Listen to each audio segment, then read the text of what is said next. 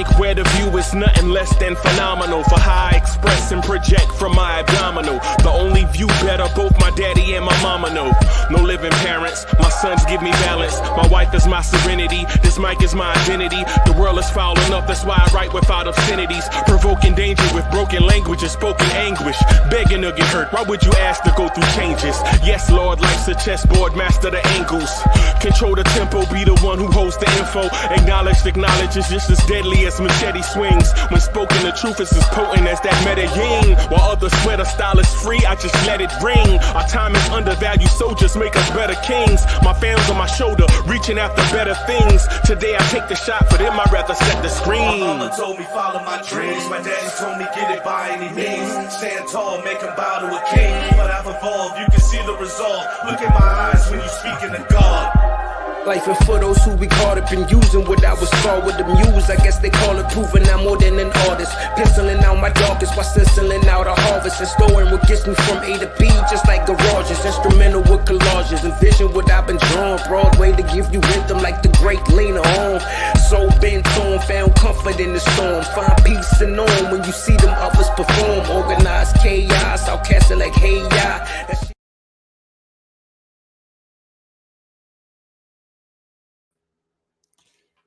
Yo, party people in the place. B, what's good? It's the number one Chief Rock Knicks Universe, your main man, Uncle Freezie. What's good? What's good? What's good? Y'all want this party started right. Y'all want this party started quickly. Right, or I'm sorry, quickly ain't here no more. Y'all want this party started expeditiously. Right? What's good, everybody? What's good? What's good? What's good? What's good? What's good? What's good? What's good? Welcome to the premiere Knicks in the Nighttime show.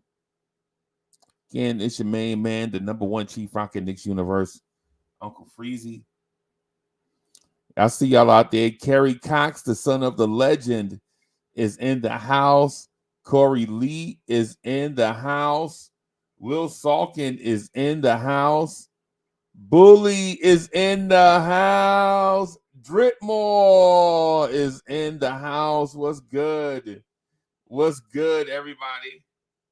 Miguel Pete is in the house. What's good, everybody? Fresh off that bizarre win against the Memphis Grizzlies. Fresh off of that nerve-wracking out of nowhere win against the Memphis Grizzlies?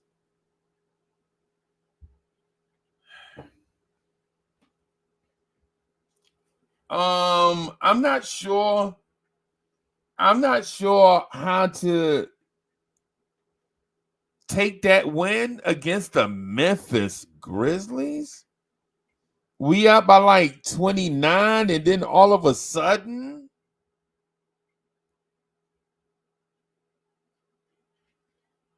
Yeah. I'm not for sure how to. Yeah, y'all. I'm not even. Yeah. Oh my goodness, y'all. Yeah, that was odd. Let me do this. I'm gonna throw the link in the chat, man. Just real quick. I ain't gonna lie to you. I don't know how to take it. Pause. I'm gonna put the link out here and let's get a conversation going. Let's have a civil conversation about what we saw tonight. I'm not for sure on about how to process what we saw tonight. I'm not sure on how to process what we saw. I want to go back and look at the box score. You know, I'm not a big fan of the box score after the fact, talking about the game. I'd rather talk about what we actually saw. But for some reason, I think Dante DiVincenzo played great, and others outside of Brunson looked shaky.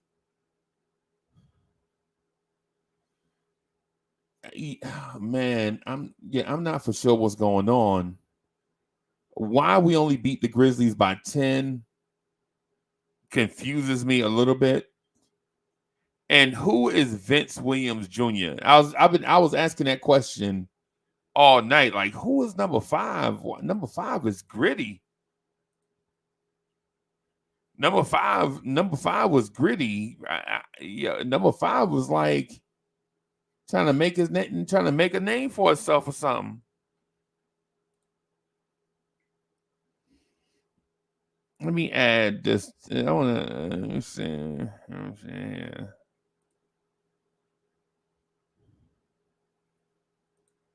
Who is number 5?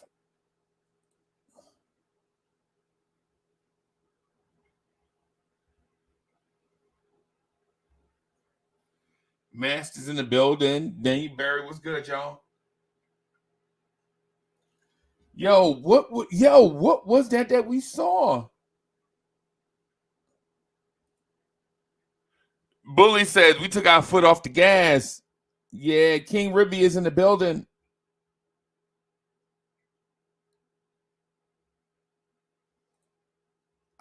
Y'all say we took our foot off the gas, and I'm saying that team just kept playing as hard as we did, and they caught us.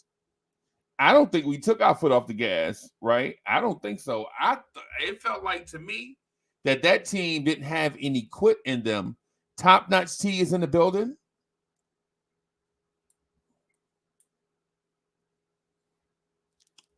I thought that Memphis Grizzlies team just would not quit.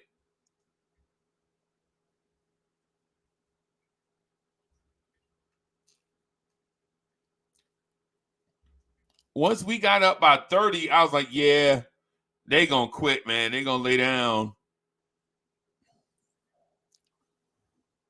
Bully, I got so Bully, I have a saying. I don't know if y'all if you remember this or not. But a dude had a verse in a song one time where he said, "First but not least, you will respect Keith. Lay somebody down like a do-rag in some grease." And when we got up by 30, I was like, "Yeah, we get ready to lay them down like a do-rag in some grease right now." But they would not quit. They just wouldn't go away. They just wouldn't go away. And I'm here to tell you, if Jalen Brunson didn't help us get out to that humongous lead, if Jalen Brunson didn't help us get out to that humongous lead,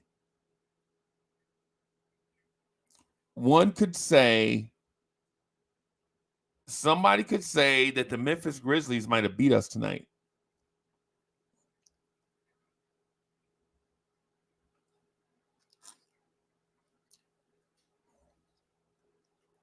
I think the outcome of this game had less to do with the Knicks controlling the crowd, controlling the game, and had more to do with the Memphis Grizzlies were like that horror movie villain. Nah, Bully, it's the other Keith.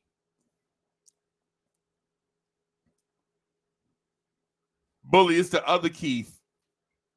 It's the other Keith. I want your full cooperation and total attention. Here's a few things that I forgot to mention.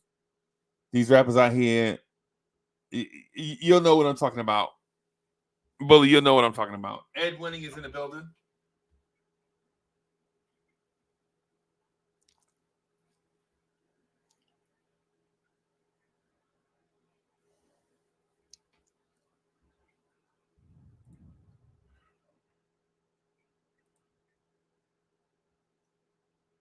Shout out to the chat.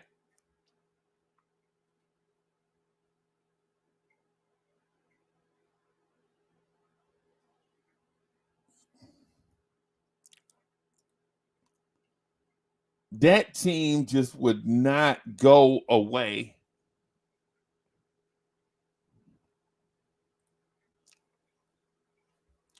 That team, no lie, that team just had that team played with a lot of heart tonight. That team, shout out to the Memphis Grizzlies. Shout out to that young coach that Memphis. Listen, Memphis impressed me tonight. Right? Not with their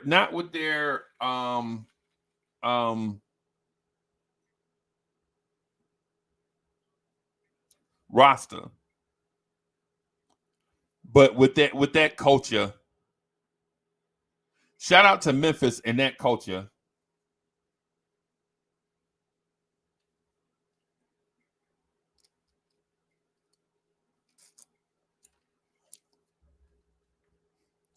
There were times where we got sloppy, and I don't think we got sloppy because of, we were trying to hurry up and get out of there, but I think we got sloppy because Memphis made us sloppy. I think we got sloppy because Memphis made us get sloppy.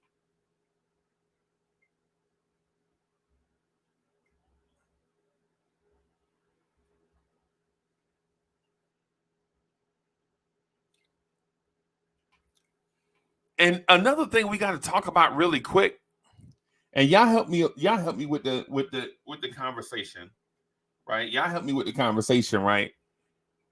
Jalen Brunson's injury is concerning. Quiet Money is in the building. Julius Caesar is in the building.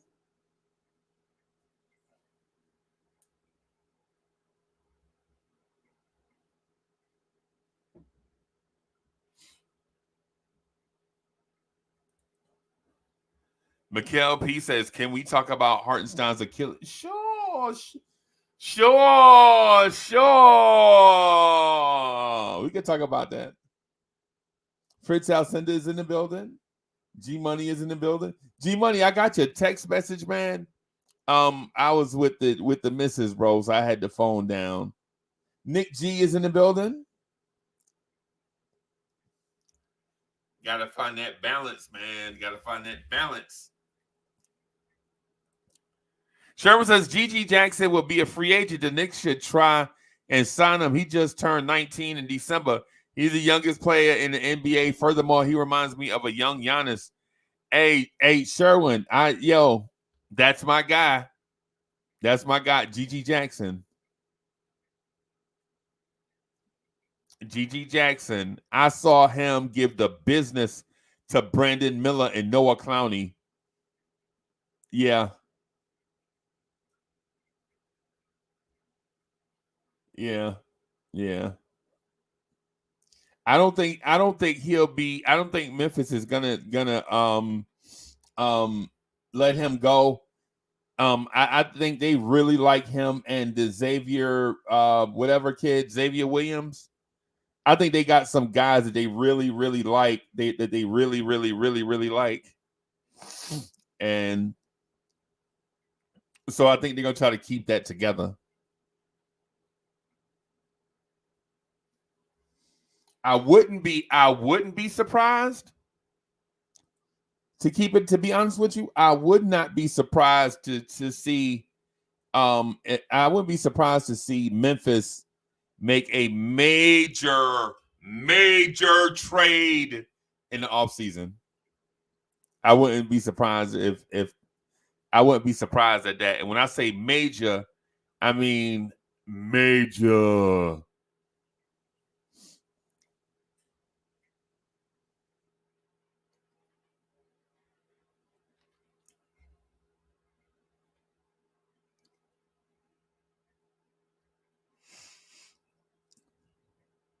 But the Jalen Brunson thing, let me get back to the Jalen Brunson. Oh, Head is in the building. Oh, Head was good. But yeah, the Jalen Brunson thing is concerning to me. The two things concern me. The fact that we couldn't shake the Memphis Grizzlies. And don't get it twisted, right? Don't get it twisted. The Memphis Grizzlies reeled us in with Jalen Brunson on the floor, right? They chipped away at a 29-point lead. Let's not act like it was like a 29-point lead and then Jalen Brunson got hurt and then Memphis cut it to 4. Nah, Memphis was cutting into that lead with Jalen Brunson on the floor. And then when Jalen Brunson went out, they really so I'm all over the place, right? Let me start right here. Let me pick a fight, right? I'm going to pick a fight with Corey Lee, right? Y'all know who Corey Lee is. Corey Lee is part of the Down South Knicks crew, right? Corey Lee is the star and co-host of the 718 Boys that come on Sunday mornings at 10 a.m. Y'all know who Corey Lee is. Corey Lee, how do you like the way that the Knicks look without Jalen Brunson on the floor? Corey Lee is in that group that says, nah, we good. We don't have to make a major move. All we have to do is bring everybody back healthy. Oh, really? How did that group look tonight against the Memphis Grizzlies?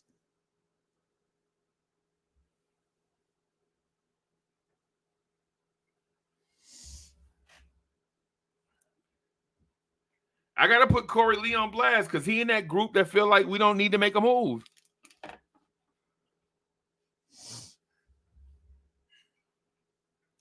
Corey Lee, how does this group right here look? How did they look against the Memphis Grizzlies? Nah, we good. We good. We ain't got to make a move, man. We straight. All we got to do is get healthy.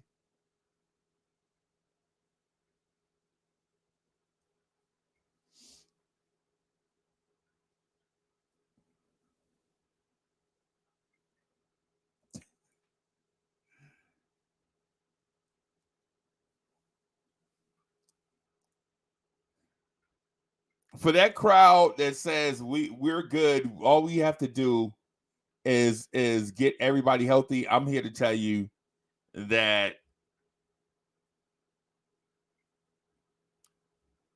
we need a major move, man. We need a move.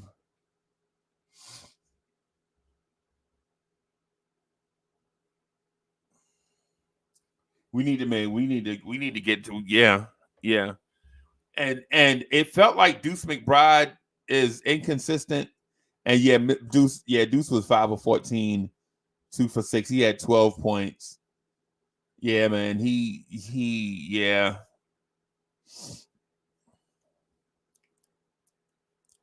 Did it seem like to y'all? I'm asking, and I'm not trying to start no. And shout out to the Bronx, New York. Everybody from the Bronx gonna know what it is when I say this. Shout out to the greatest borough that has ever existed, the Bronx, New York. Shout out to the Bronx. When y'all hear me say, I'm not starting no trouble. We're just having some fun, right? So here's the thing.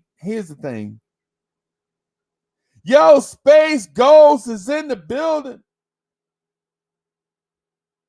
Snipes Entertainment is in the building. Was good.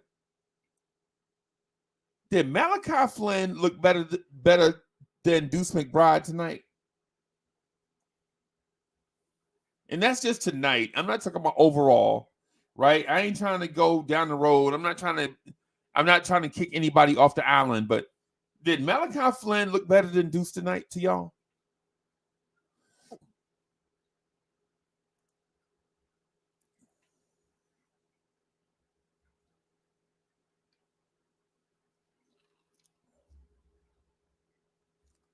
In my opinion, In my opinion, Malachi Flynn looked better than Deuce McBride tonight running offense. Defensively, Deuce is what he is.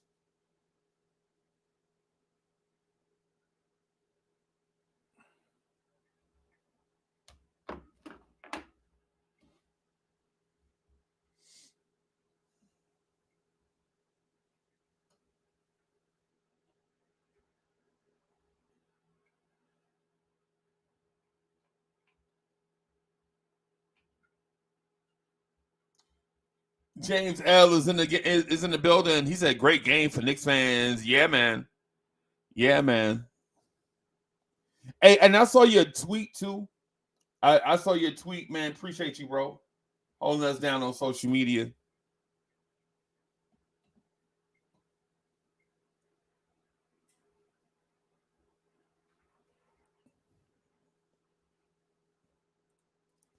Lee says, "Me personally, they both look whack." If you're asking, I legit thought that Malachi Flynn brought a steadying influence to us on offense. On defense, no. It's Deuce all the way, 100%. On offense, I felt like that man controlled the game or tried to. Right? You saw Malachi Flynn initiate the offense away from, like, pull the defense away from their strength to initiate. Right? Some small nuance point guard stuff that people think point guard is just dribble and shoot or dribble and throw a nice pass. But Malachi Flynn, to me, looks like a little floor general.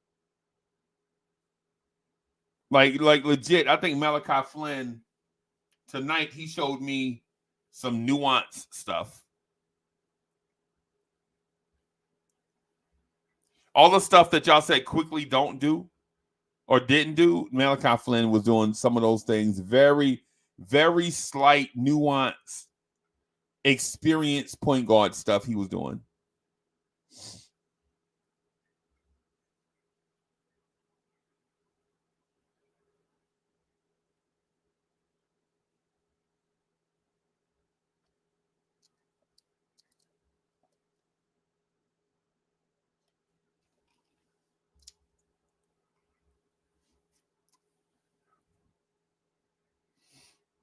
I wouldn't mind seeing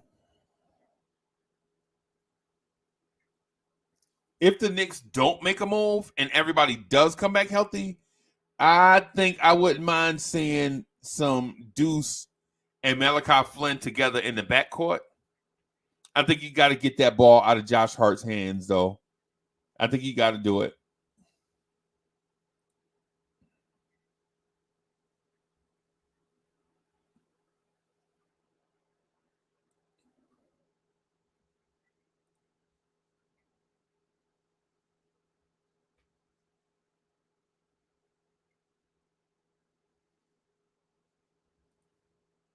Lee says PG is the coach on the court, period, at least in extent. Yeah. The New York Knicks is in the building. What's good? What is good? Salute. Yeah. What's good?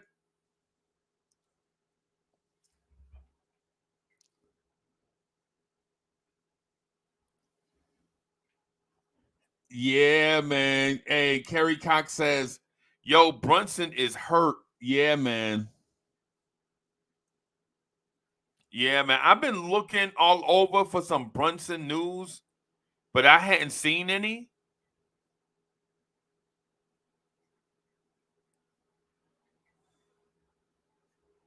Man, YouTube got me again, man. I didn't say in. Yo, YouTube is bugging out, yo. YouTube flagged me for something. That's something I said that is not advertiser friendly. YouTube is bugging, bro. YouTube is bugging, man. YouTube is bugging. YouTube doesn't want me to say do-rag and grease.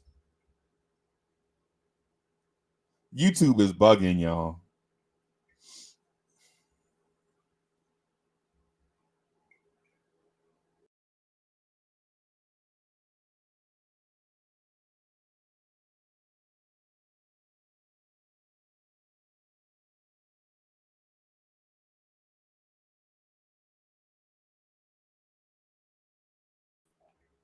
Sorry about that. Yeah, YouTube is bugging, y'all. YouTube flagged me just now, said I said something that's not advertiser friendly. If YouTube flagged me for saying do rag and some grease, I'm telling you, I'm a wild out on YouTube.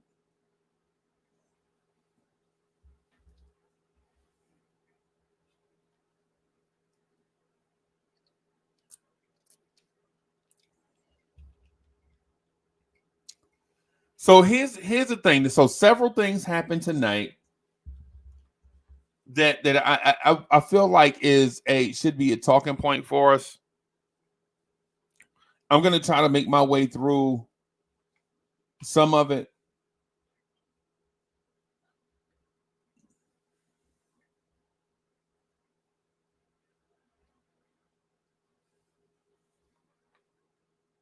Jalen Brunson's injury, if it was serious enough for him to go in the back and get checked, then it's serious. Secondly, our second unit point guard situation right now, to me, is still in question.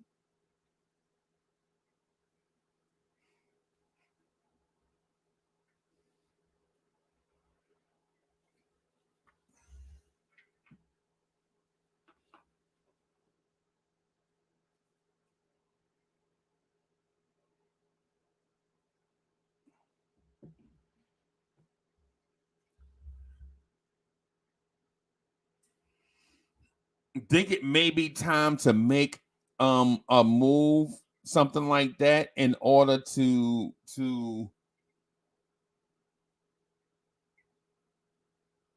shore up some of this stuff. And I'm starting to think the more we go along, the further we go along, the more I'm thinking winning in this league is not. In order to win this, you got to win with blood in this league, y'all.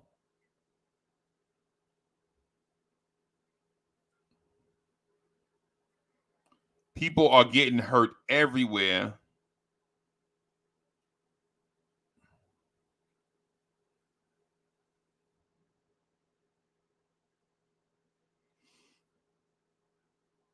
Appreciate you, Dre. Yeah, Dre sent me something that says,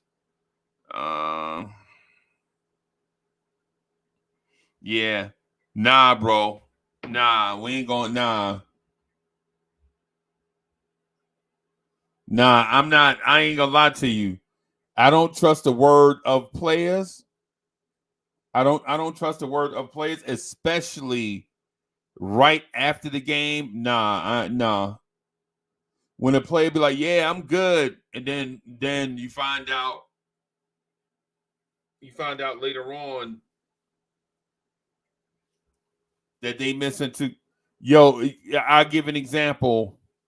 When Julius Randle first hurt himself, he was like, "Nah, man, I'm good," and then he was like, "Oh." You can't trust a player, bro.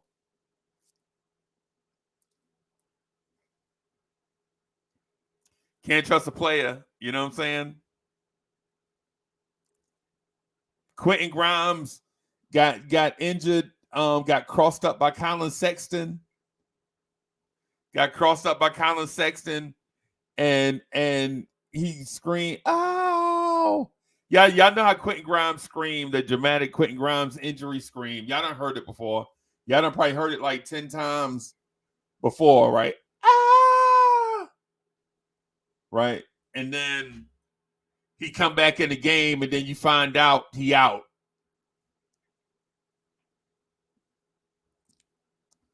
Yeah. When them dudes come back in for treatment or whatever it is, however it is, we're going to find that. Yeah. You're going to learn today. Classic Man is in the building.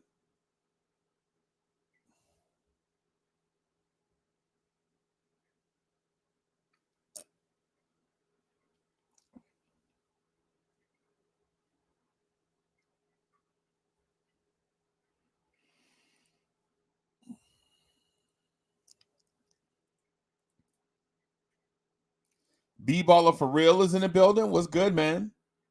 Andios is in the building.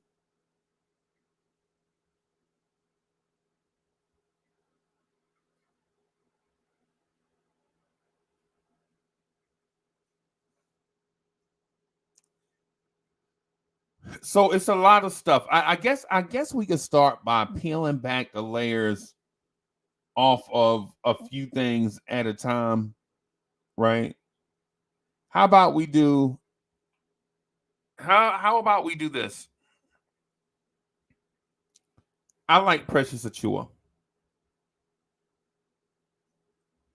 I like Precious.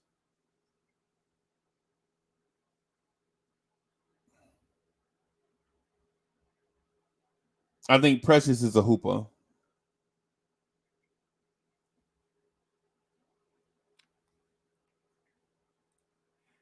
Trini says, YouTube still showing ads. Yeah, man. Yeah, we got to get that paper. That's how YouTube is different now, man. YouTube is different now. Before TikTok, YouTube was a different place. Now YouTube is a different place, and I really can't help it. Right? Really can't help it, man. You know.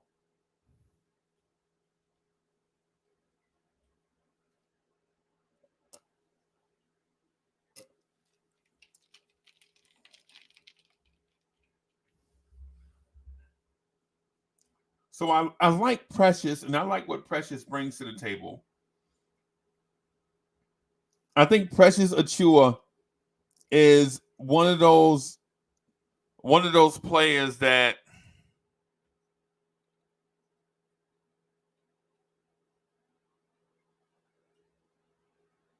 wait a minute. Jericho Sims didn't play tonight.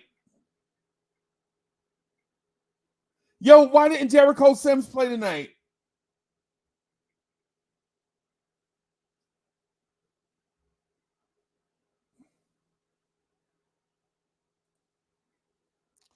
What's the word on Jericho Sims?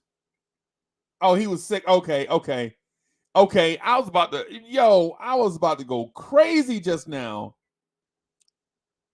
I was like, yo, you know what I'm saying? Why does it seem like we ran like a 6-man rotation? Oh man, Jericho Sims is out and Tibbs ran an 8-man rotation. When most of the time the team was getting blown out, he didn't give near a minute to Jacob Toppin. Okay. All right, yeah. Y'all saved it. Man, y'all saved my night just now because I didn't notice he didn't play. And then I didn't see him in the box score. And then I started talking about Precious. And I was like, wait a minute, where's the other Precious at?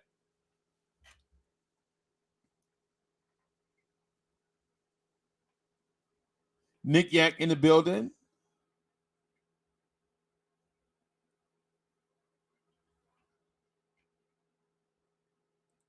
Nick Yak said, y'all still think we just 4 games to the break and Randall and OG and Grimes all will be back?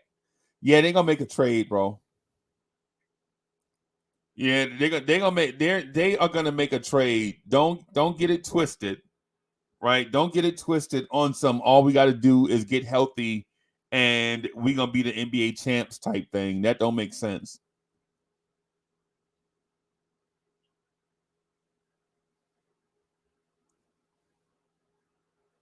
Yeah, Taj Gibson played, bro.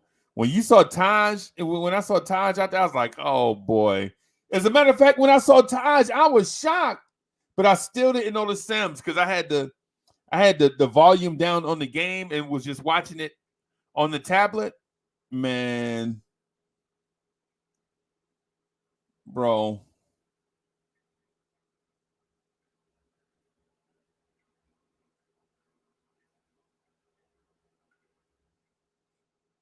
I'm not even gonna lie to you.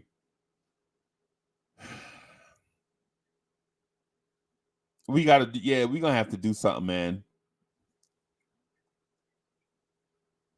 First of all, the mere fact that guys are going down now that we're getting just decimated by injuries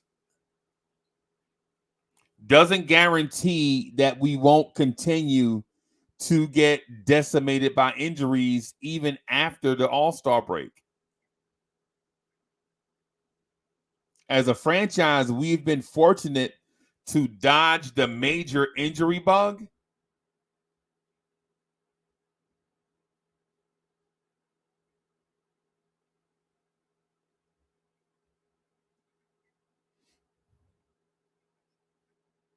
Yeah.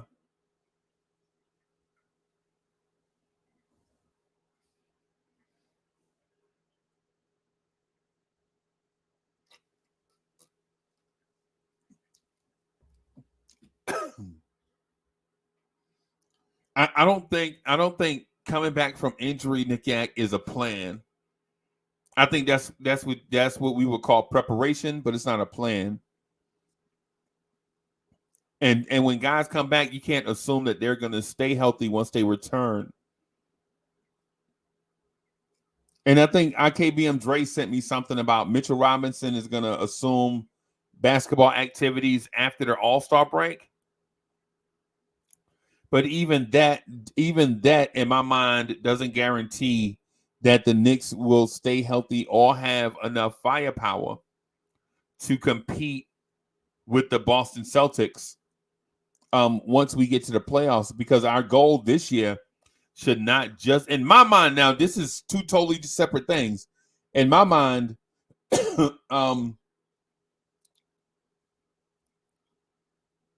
getting to the first round or getting to the second round shouldn't be the goal of this team. The goal of this team should be compete for a championship right now. Right now, you are a championship contender, and anything beyond not adding pieces at the trade deadline, to me, is falling asleep at the wheel.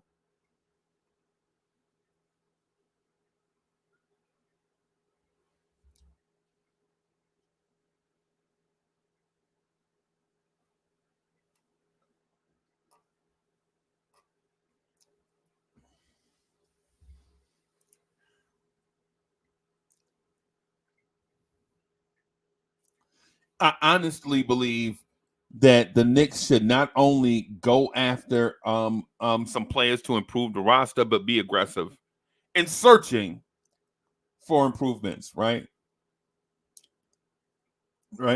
I'm not one for just go out and get somebody at all costs, but I am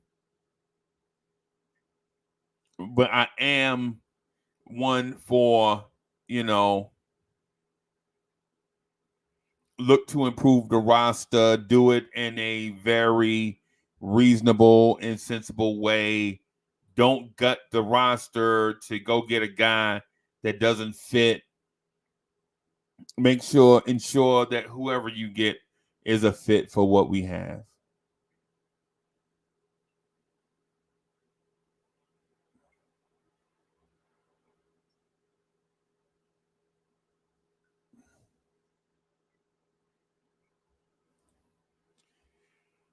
And Nick Yank says, we just went 10-1 and players coming back will make us better.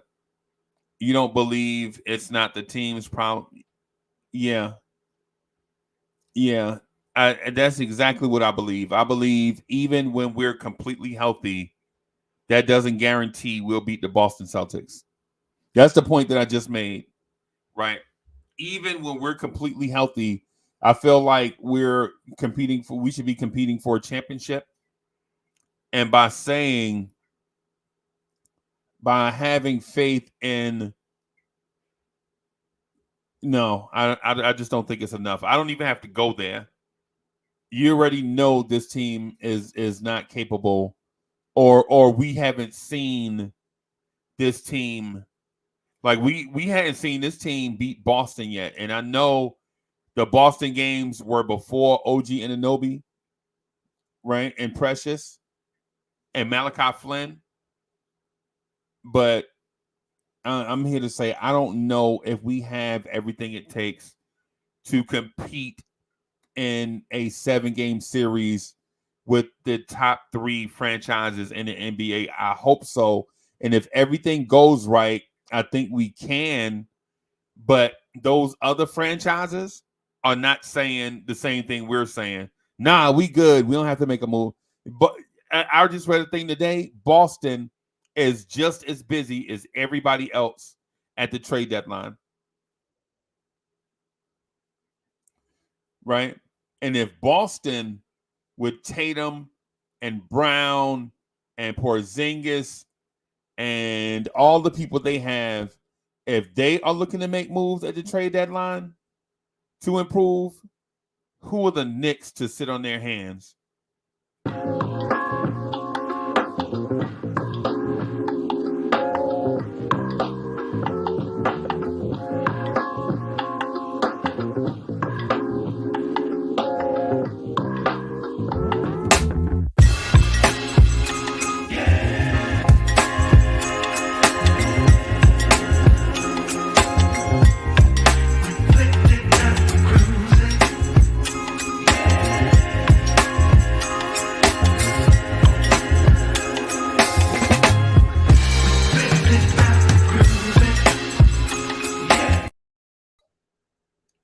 Yeah. What's good, buddy? Man, I have 1,000 thoughts racing through my mind right now, bro. Yeah, well, I'm not don't even going. yeah, I know. I see. You're gonna use one thought at a time, bro. Yeah, man. So it's a bunch of thoughts. I'm not even gonna hold you, man. It's a bunch of thoughts, man, racing through my mind right now. I'm gonna tell you right now, but on that Brunson thing, you know, Tibbs was trying to sub him out when that happened. He was trying to sub him out when that happened. That's number one. Number two, you know what I'm saying? They said that you know what I'm saying, he walked out with no boot, no crutches, so I'm not gonna panic on that one. I was shook for a second, but then when I seen him get up and the way he walked off, he looked like he was all right. You know what I'm saying? Probably went back there, iced him down. He gonna come in tomorrow, get some treatment, and don't do nothing. You know, I'm not worried. But if y'all feel like we need to sit him down and just give Dallas, you know what I'm saying, Madison Square Garden, and let him just abuse us up and down the court, go ahead. Yeah. Because y'all scared. You know, these are athletes, man, and You just called Dre scared. You just called Dre scared. Dre Dre may be scared. I say he was scared. Nah, he put in the chat though. He put in the chat that he would sit him, and then you just okay, all right, yeah. I mean, y'all don't want to win. It's cool. Yeah, I mean, bro, because I thought we. Hold on a second. I'm sorry. I thought we were in a mindset that every game counts, but you know, it is what it is.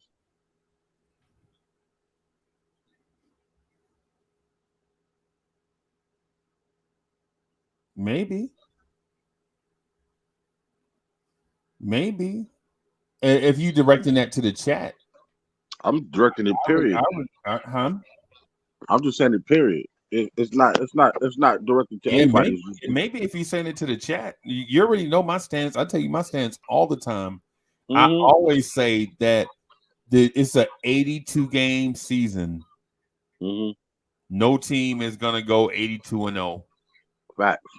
You already know how I feel about it. So Mm-hmm. that's my stance on it. My stance is I'd rather be 52-30 and go into the playoffs healthy as the 3 seed, as opposed to, you know what I'm saying, everybody's banged up and you 47-35 with everybody banged up, and then you get in the first round and the team start beating you with from out of nowhere, and then you mad at Julius Randle and then blame Julius Randle all summer, being here crying. when Randle don't show up in the playoffs?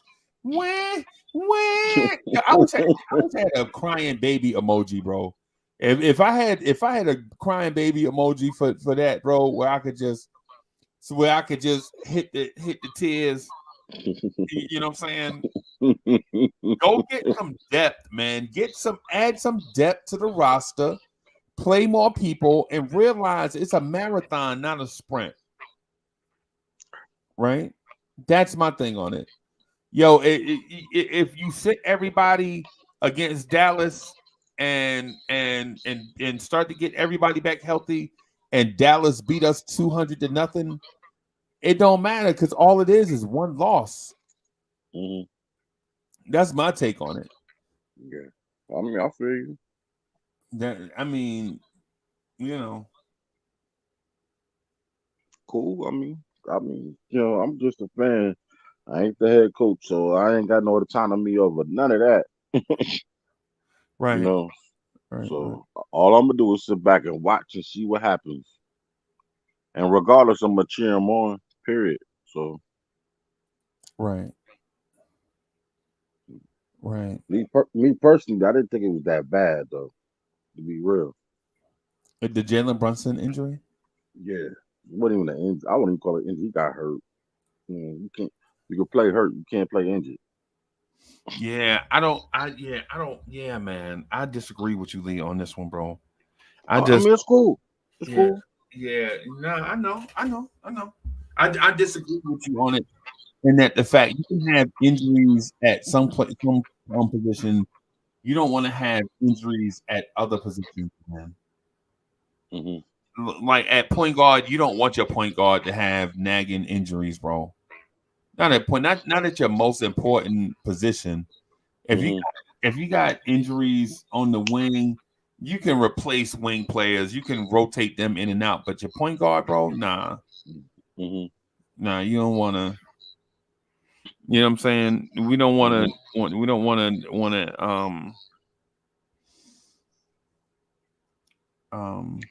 I get it. Waters. I get it. No, I totally get it, bro. Yeah, man. Tonight, I saw Malachi Flynn and Deuce McBride trying to man the point guard spot on the second unit. And even if Jericho Sims would have played, that would have made no difference. They would have still looked average at best. Bro, this is just like, if the front office can't sit there and see that, I'm not hating on McBride, you know what I'm saying? And I'm not gonna mention the other guy, but Flynn, I'm not putting our future in these folks' hands. As far as, like, if Jalen got to sit down for extensive minutes, you know what I'm saying, in the playoff game, I just can't do it. I can't do it. They gotta bust a move. You know what I'm saying? And if worst case scenario, if they so called punt in tomorrow, at least I hope Lowry comes free and get him on the bench, so because at least he can initiate the offense. You know what I'm saying? And then Tibbs can pick and choose on who the heck he want to run next to him on the second unit. Right. You know what I'm saying? Whether it be Grimes if he's still here, Malachi Flynn if he's here, Deuce McBride. You know what I'm saying?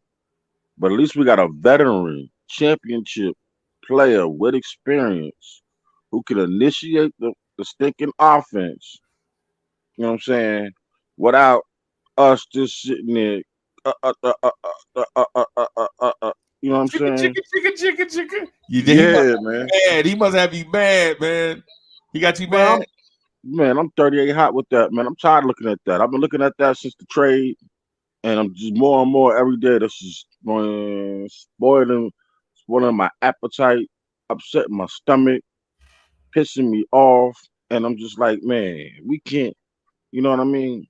It's funny how we beat teams by 30 sometimes, but then you look, and it seems like Jalen Brunson had to play to like the last 5 to 10 minutes. You know what I'm saying? I mean, damn near played damn near the whole fourth quarter, and we up by 20. And it's like we don't have nobody we can get that ball to be like, hey, I can rely on you to just Right, close it out without giving us a half a stroke. You know what I'm saying? Pause. right, right. So Mega says YouTube is yeah, man. YouTube is running ads in the joint so that the content creators can get money outside of super chats and membership. So that's just a part of it, man. So just bear with them, man. They run their commercials, man. It's so that the channel can make a little bit of money in all of that stuff outside of the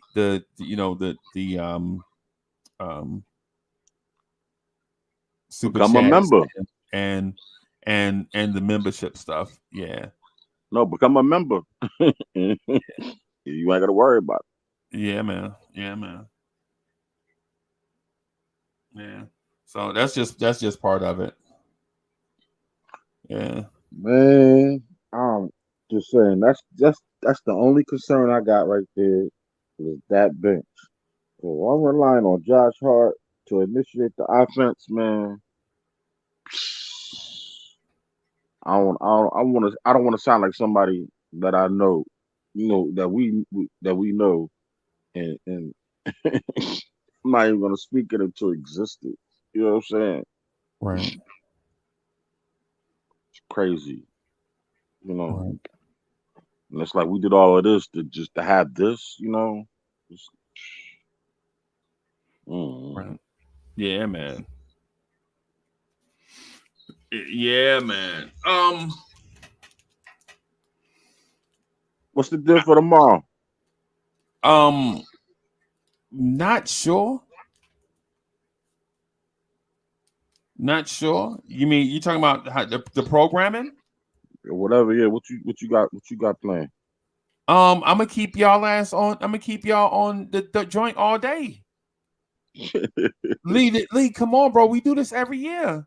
Bro, I'm coming though. I just gotta take care of something in the morning. Nah, You the hell no. The trade deadline is once a year. Yo, I gotta push appointments back too, bro. I gotta start at like 9. Think about it, bro. I gotta start at 9 o'clock in the morning and rock to like 5 o'clock in the afternoon.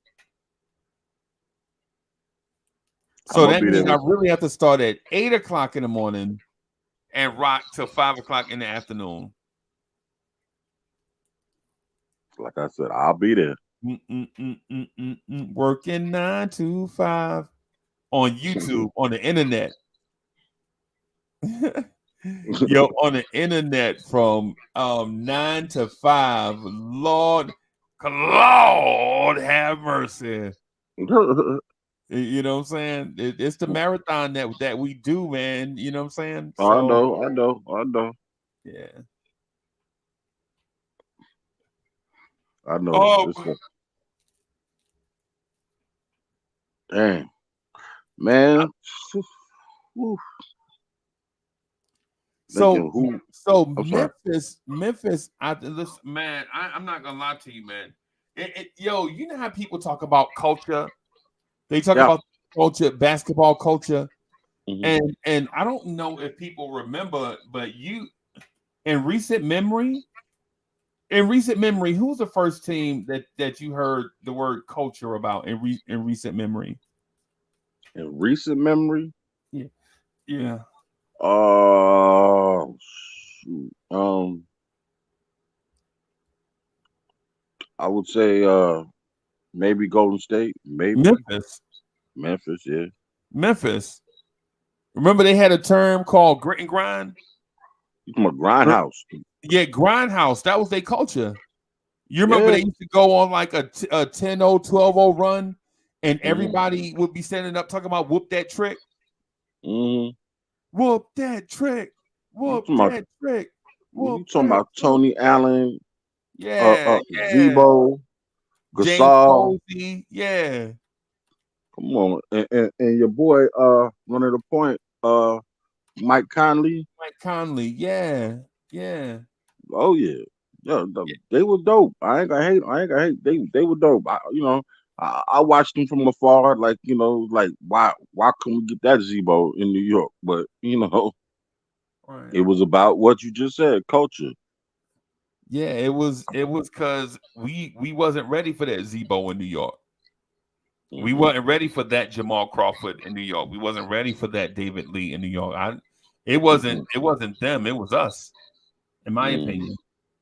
Right. But now though, now I think the Knicks are establishing that where when you step on the floor, you're gonna get high energy for all 4 quarters, all 48 minutes. Mhm. Oh, that's that Bully. You missed it, Bully. That's a line from a rapper named Memphis Bleak. I know you probably never heard of him before, but all 4 quarters, all 48 minutes. Yeah, that's Memphis Bleak. So, but our thing is with so many topics up in the air. Usually, I try to focus them on one, but with Mhm. so many things happening tonight, man, I'm concerned. And I listen, and I'm not I'm not saying panicking. I'm not panicking, right? I'm not panicking, right? I'm not panicking, but what I am saying is we gonna have to address some stuff. We're gonna have to address some things. It's called a second unit. A second unit. That's one. Two. I'm gonna give you. I'm gonna say this about them. For them young kids over there in Memphis, I give my hat. I took my hat to them because number one, that's some people showing you that they really, really, really want an NBA contract. You know what I'm saying? And they trying to get as much positive film as they can on themselves. Yeah. You know what I'm saying? And I think they all did. You know what I'm saying? The second time around with us, they all did. You know what I'm saying? God forbid if they got to move on. You know what I'm saying? And go somewhere else. Because there was only one kid on that team that was actually a member of the team, maybe two. Yeah. Yeah. That's Yeah. crazy. That's crazy. They had a bunch of G leaguers out there, But and they that's will what be that. hard though. Yeah, that's what pisses me off because with our second unit, you let some G League guys push you. You should have buried them. You should have buried them right there before the end of the third quarter and call it a day. Put the tombstone on them. You know what I'm saying? Had cats like Jacob Toppin and Ryan, whatever his name is, and the rest of them cats. You know what I'm saying? And get in there and play and call it a day. You know what I'm saying? Get some work in. Yeah, I think, and the thing is, with that second unit with Emmanuel Quickly and them here, I think they fluctuated between that unit. It fluctuated between 1 and 7. When they were hot, they were the best unit, and then when they Mm-hmm. were cold, they were like the seventh best unit in efficiency. Mm-hmm. Right, so they always stayed somewhere between 1 and 7. They're Mm-hmm. basically top 7. Mm-hmm. This unit here is Got them. 23rd in efficiency and not getting any better. Right. So I get it. We wanna wait and give Deuce McBride the opportunity to develop and things of that sort. But what I'm saying is I don't want to give nobody time to develop. I'm here to say, man, yo, you got to get out here and prove your worth, earn your keep. Exactly. It's like a cowboy movie I saw back in the day, Lee. When a dude said when the dude walked onto the ranch and there was a whole bunch of young cowboys, and the dude said you got to be handy with the steel, you know what I mean? Earn your keep. I know which movie you're talking about. Yeah. Regulators. Young Guns. Mount up. Yep. Yeah, Young Guns. Yeah. Yeah. I know what you're talking about. Yeah, man. Yeah. And that's the part that got me shook is him. He's the only person. Well, no, he's not the only person. There's another guy. I won't mention his name. He got me worked. He got me shook. You know what I'm saying? You know, he comes back to the game healthy and then he's gone for 3 weeks. I don't get him. But that guy. Yeah. Yeah. You know, Mr. Non-reliable in the clutch moments. Yeah. I just feel like so I'm not bashing the team, man. I love the direction. Me neither. That the team is going in, but when we're having, I guess if you're having the championship level conversations, these are the conversations that championship teams have, right? Like Boston is not talking about developing Delano Banton. Peyton Pritchard. About developing him. Or Peyton Pritchard. Yeah. Or Peyton Pritchard. Yeah, they're not talking about developing them. They're talking about going out and getting pieces to compete and to dominate. And I'm okay. I'm okay shifting the conversation to that of a championship level contender, as opposed to the place that where we used to be. We used to be a certain type team. Now we are not. Right now we're not. Right now is the time for us to address the world as who we are. Facts. It's like I saw a movie one time.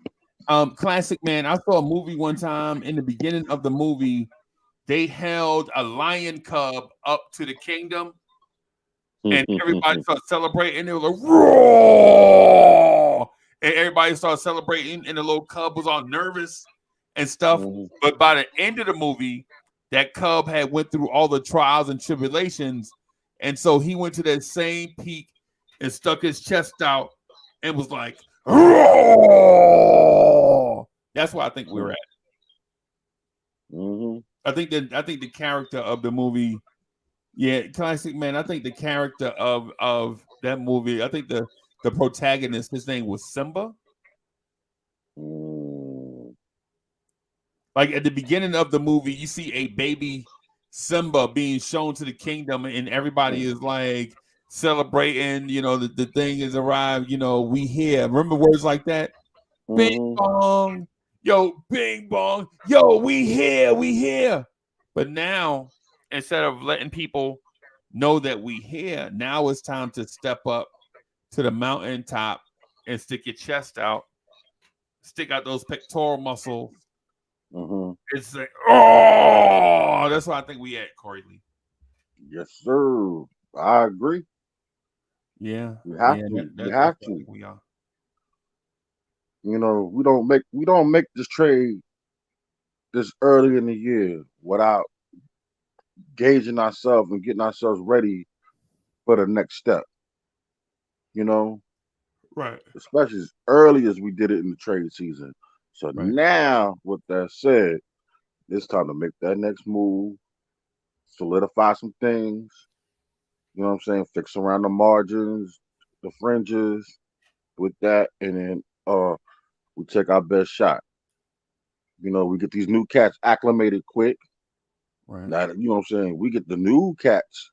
You know what I'm saying? The proven cats that we hopefully will attain by tomorrow. and get them learning quick. You know what I'm Right. saying? And get them on the same page as what we are. So while we're out here healing, you know, because when Mitch come back, and if he come back at 75, 80% of what he was, we good right there as far as the front court. As far as like the center position, Randall is slowly coming back, but Precious is doing a decent job of just at least grabbing boards. Playing some, playing But some. that's assuming that they come back and stay healthy. Uh, I believe. I believe. I don't. I mean, all we can do is hope that they Yeah, do.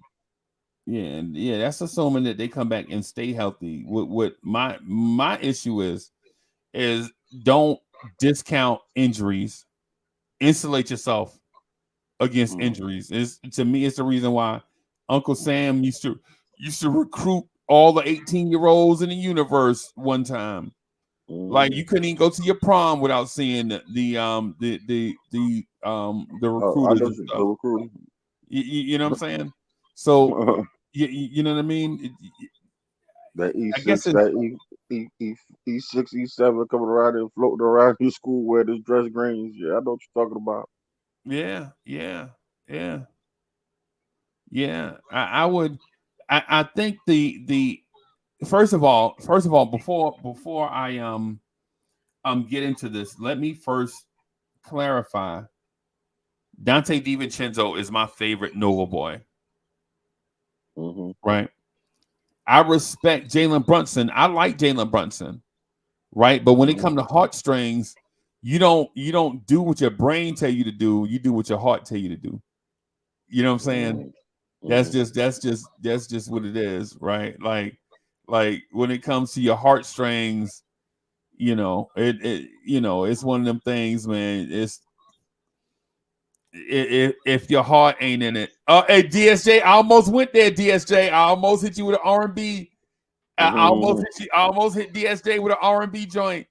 If Hmm. your heart isn't in it, Hmm. then I almost hit DSJ with one, but it's too early in the morning for me to be hitting DSJ like that. It's too late at night for me to be hitting DSJ like that. So, but yeah, man. So Dante is my favorite Nova boy, and tonight he showed a level of um gusto. He showed a level Leadership. of gusto that um I think is rare for the Knicks. Like when Brunson went down, he stepped all the way up. Hmm. When Brunson went down, that man was all the way up, Hmm. right? That man, I think that man. It seemed like that man finished with like 30 points, something like that, 32 points, something Hmm. like that. That man made key threes down the stretch. Hmm.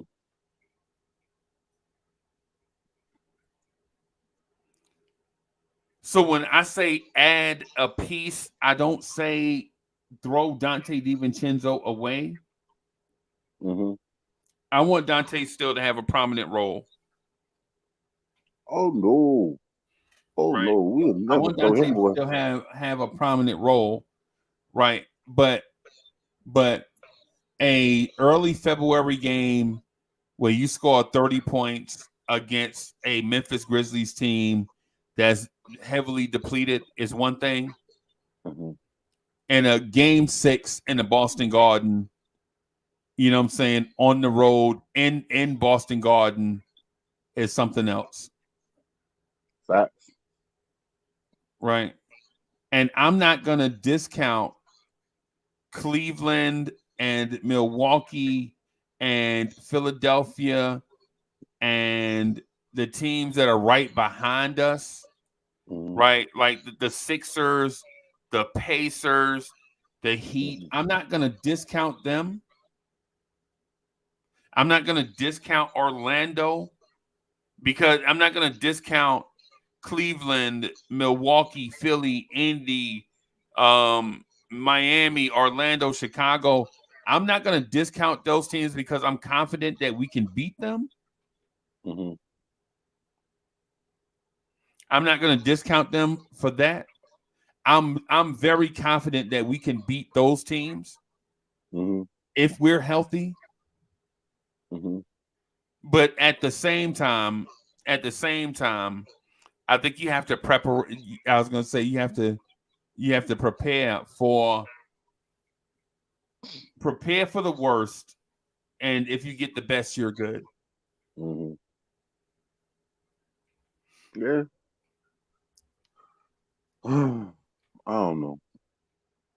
I wish Miss Cleo was real. And I knew I was on speaking terms with Nostradamus. Yeah. Esco. Shout out to Queensbridge. Shout out to Nostradamus. Esco. Yeah. Mm-hmm.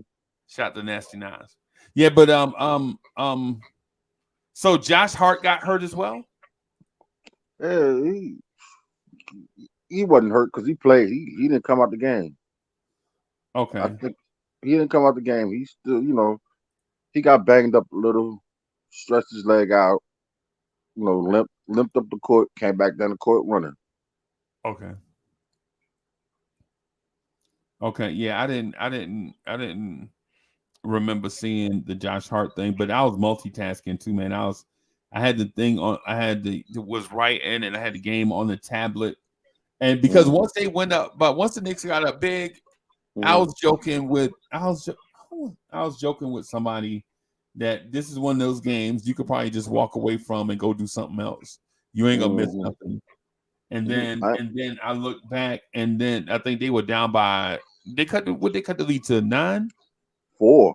4. They cut the lead to 4. Yeah, they cut the lead to 4. I was like, oh man, And then that's when Dante went ham and he shook the game. Yeah, man. He shook the game. Him and Hartenstein and the Chewer. Yeah, the precious putback. The precious putback was clutch. Mm-hmm. Yeah, the precious putback was clutch, man. Taj Gibson, though. Lee. Bro, you didn't see what I wrote in the chat, right? I said my man out here looking like Larry Holmes. Flabby and old. And that's my guy. Man, that man is washed all the way up, bro. Bro, Wise hit me so quick before I could even say anything back to him. He was like, yo, he's looking bad. Like, get that man. He sent me a text so bad. He was like, oh God. God.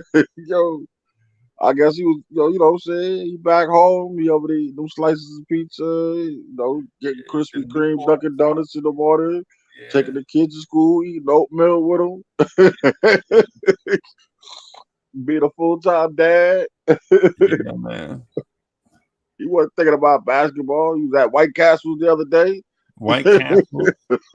Coming back smelling like onions. You don't know? Yeah. Shoot. Yeah. Stopping at Stop and Shop. Yeah, oh, man. God. Getting all the Slurpees he wants. You know what I'm saying? Yo, you a Knick, man. You ain't gotta. But Lee, let me ask you this: were you concerned that it seems like the Grizzlies couldn't miss from 3? I think, yeah. I wasn't really concerned that they couldn't miss for 3. I just think that Bully said it too. We kind of like our defensive intensity at the end. It was like, we up. So like nobody was really hustling. If it was like the second, third quarter, you see they couldn't hit nothing. Right. They couldn't hit nothing. And then all of a sudden, now we kind of like slacked off, laid off on them. And then boom, boom, boom, boom, boom, boom, boom, boom, boom, boom, boom. You like, what the heck? But like I said, them kids, they trying to stay in the league. They want it to be the last stop. They ain't trying to go back down to the G League. They trying to make somebody roster. They trying And to.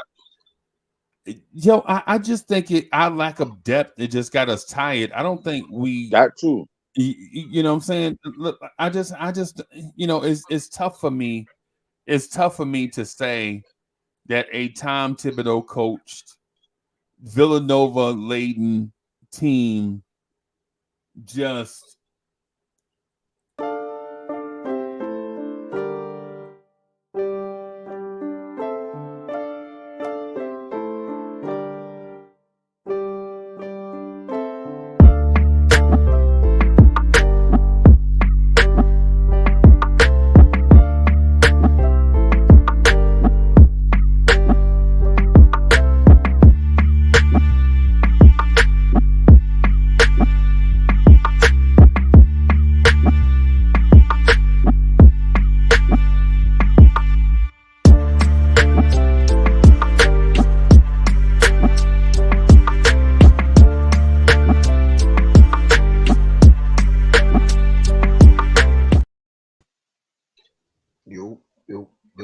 Yo, what's up, boss?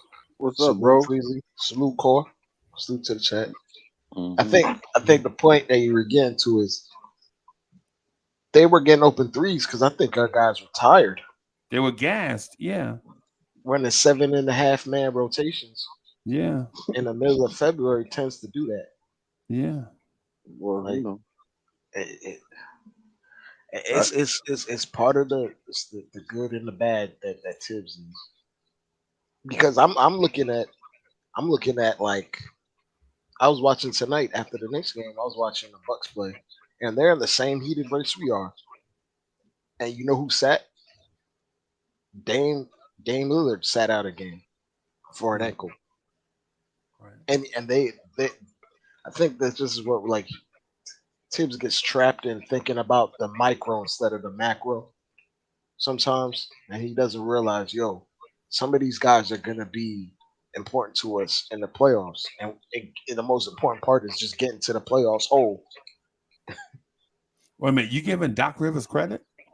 No. I'm not giving Doc Rivers credit. I just know Okay.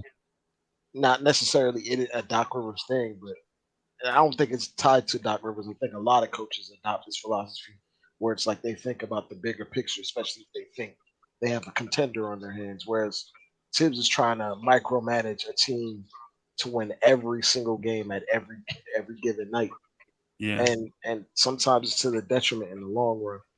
So we'll see. I'm not too worried about Brunson. If it was me, I would punt on that Thursday game. I would literally sit out anybody that was a projected starter. It's Thursday. It's Thursday, yeah. They're playing again tomorrow, back to back. No, tomorrow. Tomorrow is Wednesday. No, tomorrow's Thursday, Dre. Tomorrow's Thursday. Well, it's Wednesday right now. Yes, yeah. But I mean, technically, they have a day off between games. But yeah. So they play on Thursday. Yeah, I'm bugging. My fault. You good? You good, Core. So me being absolutely honest, I'll put everybody out who has anything wrong with them. If they got a hangnail, hey yo, you sitting tonight. Because you can't win every game. You can't tell Stips that, but you can't win every game. Right. Like we saw Brunson play 44 minutes in a loss. Right. Like you got to tell Tibbs to relax sometimes. Like Tibbs, you got to relax, man. You got to relax, bro. And yeah. And to your point that you were making earlier, that we got to make a move. Absolutely, you got to make a move. You can't just sit on your hands and watch this mediocre bench. Like even when we're healthy, our bench is mediocre. It's 23rd. Yeah. Not even mediocre. They're whack. Yeah. Mediocre is like 15, 16, 18. Bench and efficiency. Yeah. Yeah. You know what I'm saying? So it's one of those. Yeah. Yeah. You can't sit on your hands and just idle thinking, okay, this is just good enough. You have a clear chance that the East is for the taking, right for the taking. Right. You don't sit on your hands and just let it pass by.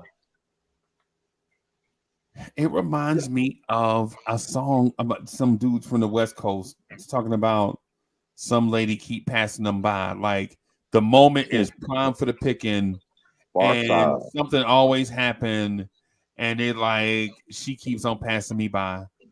Right? Yeah. Like the moment is always the moment perfect. Like each one of the dudes describes the moment as being the perfect moment, and then some type of calamity happened, and the moment just keeps on, or something happens where it just keeps on passing them by. Right. And so I don't know if so Dre, let me get back to, I want to get to a basketball thing just real quick, right? Mm-hmm. So Memphis, when I saw Memphis tried to do that Miami Heat trap a little bit, but not as far away from the basket. They looked to try to make the Knicks cycle the ball away from Brunson, even though they didn't trap out of that look a lot. Is that the same thing y'all saw? Lee, you saw the same? Yeah, I saw that. We saw similarities of it. Where they were like, "Yo, get the ball out of Brunson's hands." I think the thing I did like that we did do that changed it up a little bit. We had Hartenstein be the outlet instead of like Josh Hart, because Hartenstein can actually see over the defense and make the correct read more often than not compared to someone like Josh Hart. Yeah, and also too, they started that what was it, around the half court, just before half court or just after half court.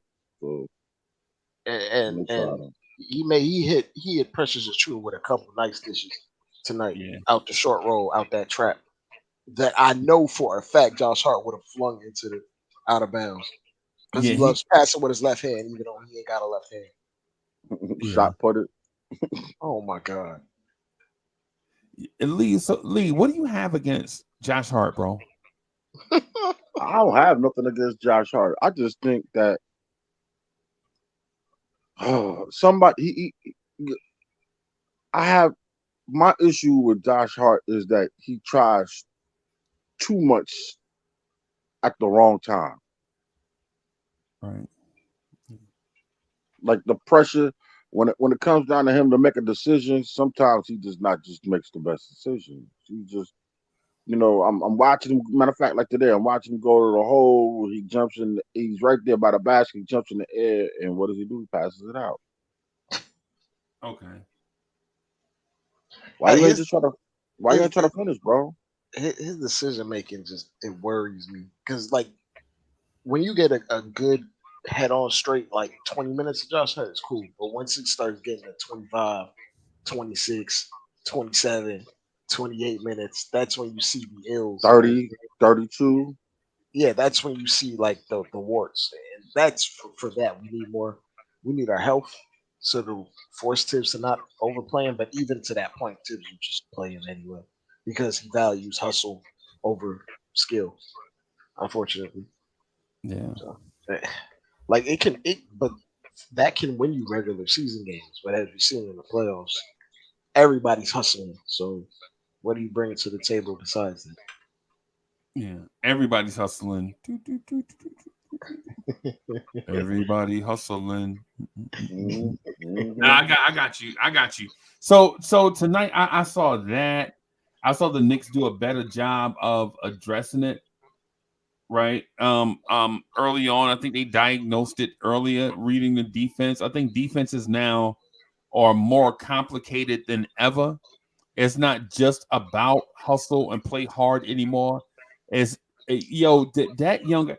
Listen, I'm not even gonna lie to you, and no disrespect to the Knicks coaching staff, but if Tom Thibodeau hit the Powerball or slipped on a banana peel, that Memphis coach would be high on my list as a replacement. Yeah, Taylor's good. He's good. Yeah, man. He's out there trying real hard with a depleted roster. Right. Absolutely depleted. And they're not giving up. Like he's trying real hard. So he's actually a teaching. Very good coach. Yeah, he's a very good coach. Yeah. I'm not gonna lie to you. Yeah, and so I saw some offensive looks tonight where he attacked our defense and like these micro creases. And I was like, yo, why is he?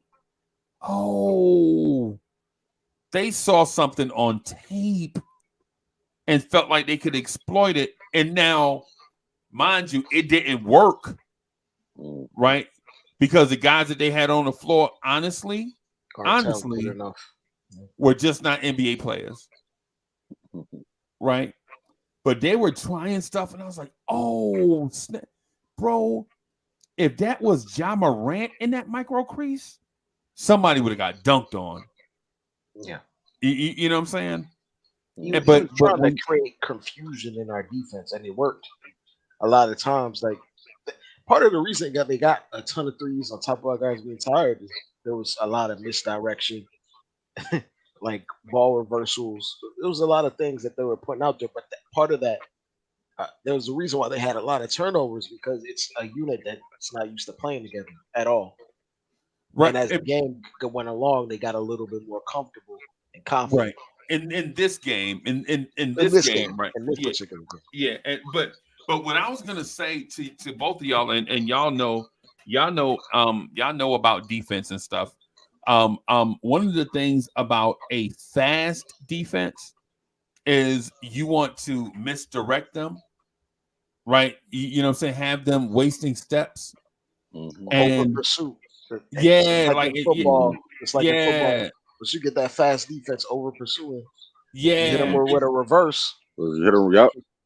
20-yard gashes. Or even not even a reverse, just a cutback with a zone block. Some counter plays.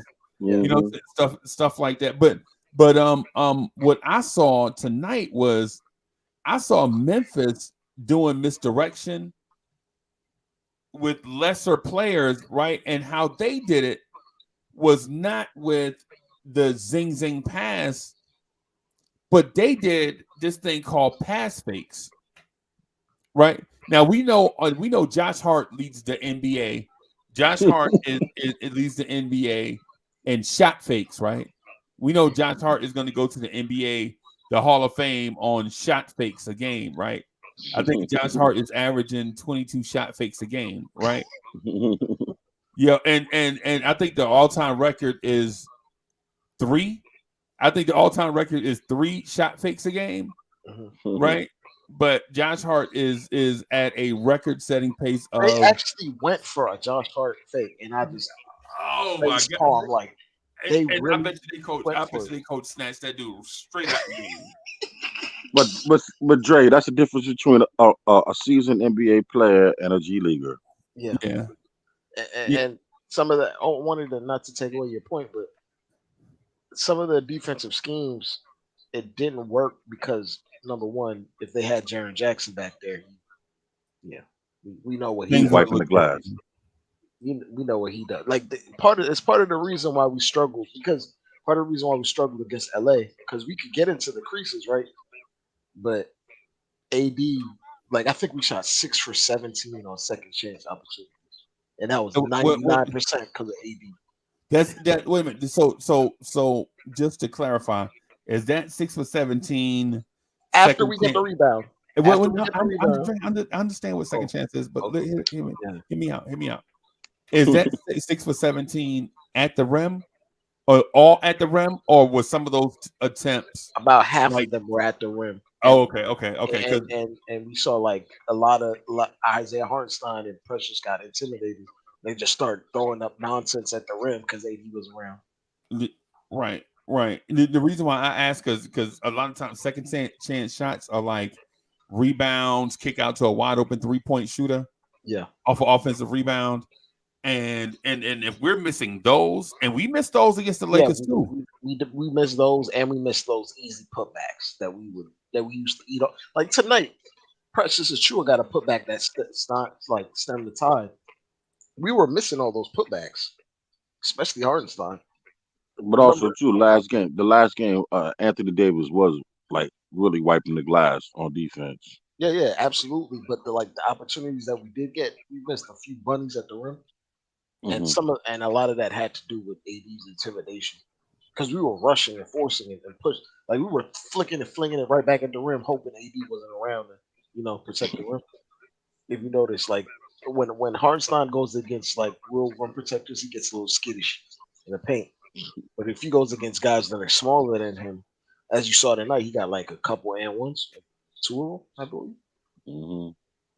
But when he's around guys that are like AD or Jaren Jackson or something, he starts going into his move way too early or prematurely, and he just starts throwing it at the rim instead of like going into like a patented move where he can shield off or seal off the defender.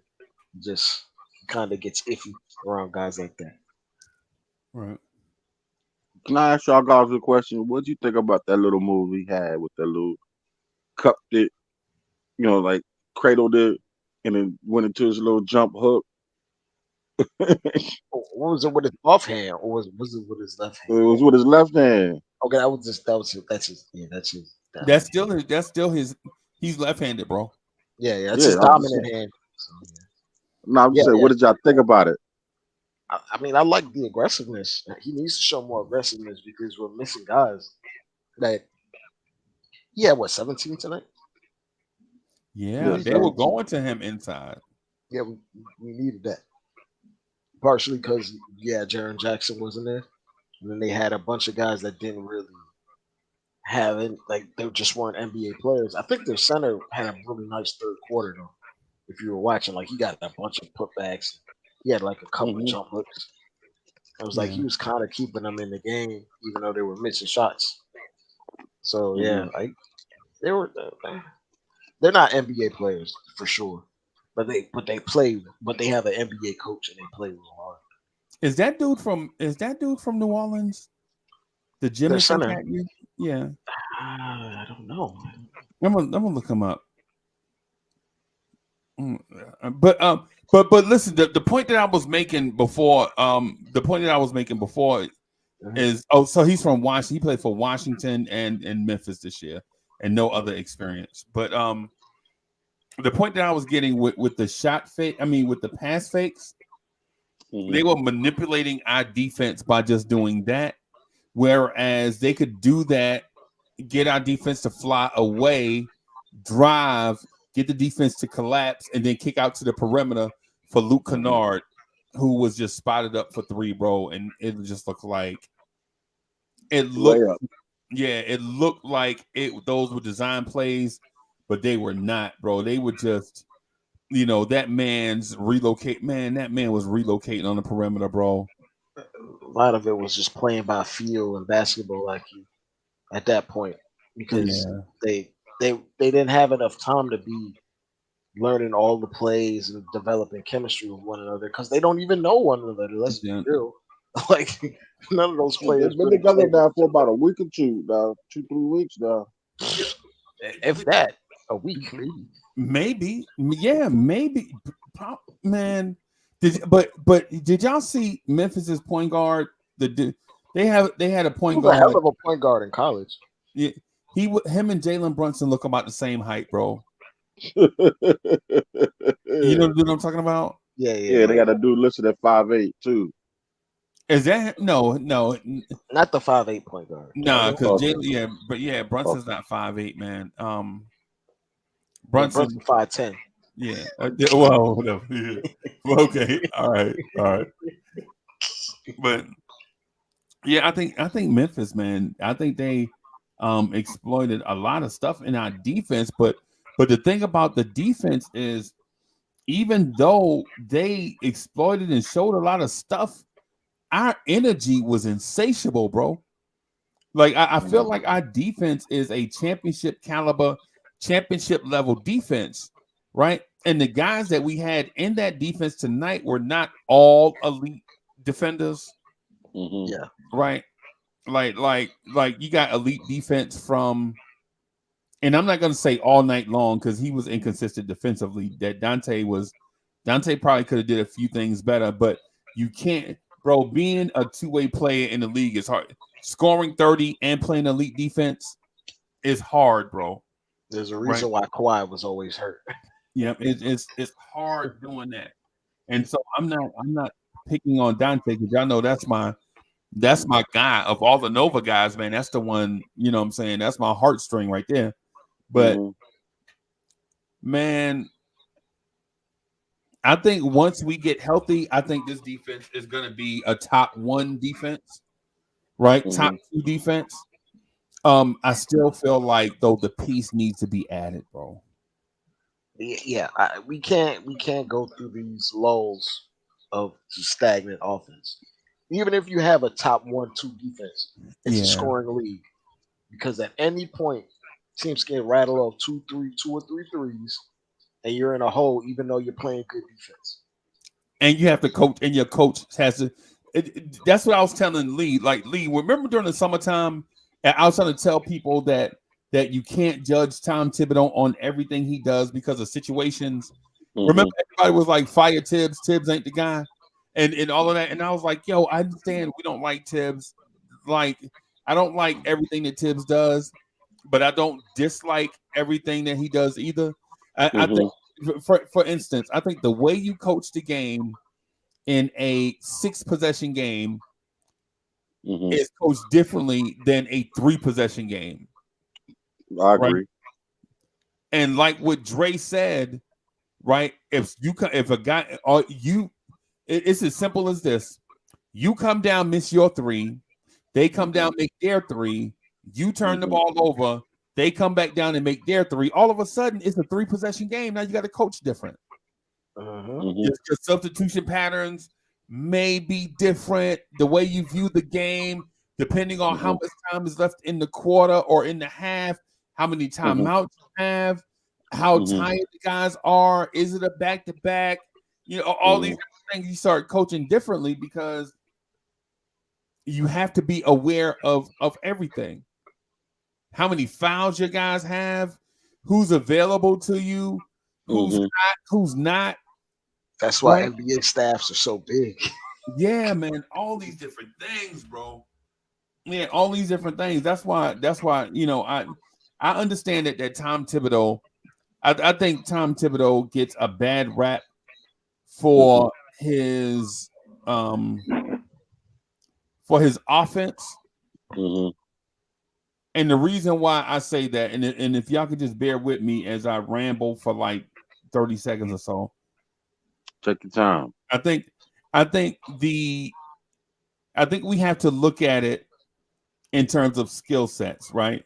Like every NBA player is going to play offense and defense. That's the way the game is designed, right? But every NBA player his skill set is not going to be an elite 2-way player. Generally, every player has strengths and weaknesses.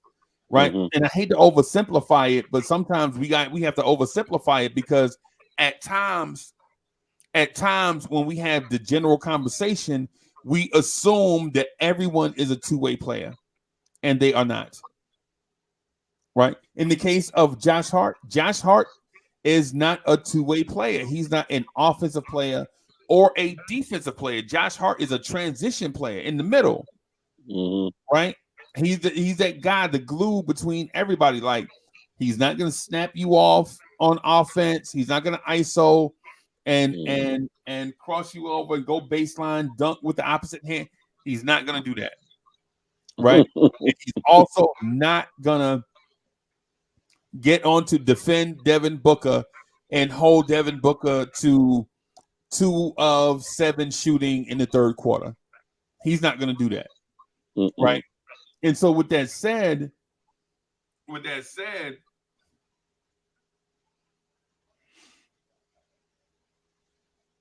I think Tom Thibodeau's offense is a decent offense when you consider that most of the people that play in his offense are energy defensive guys, right?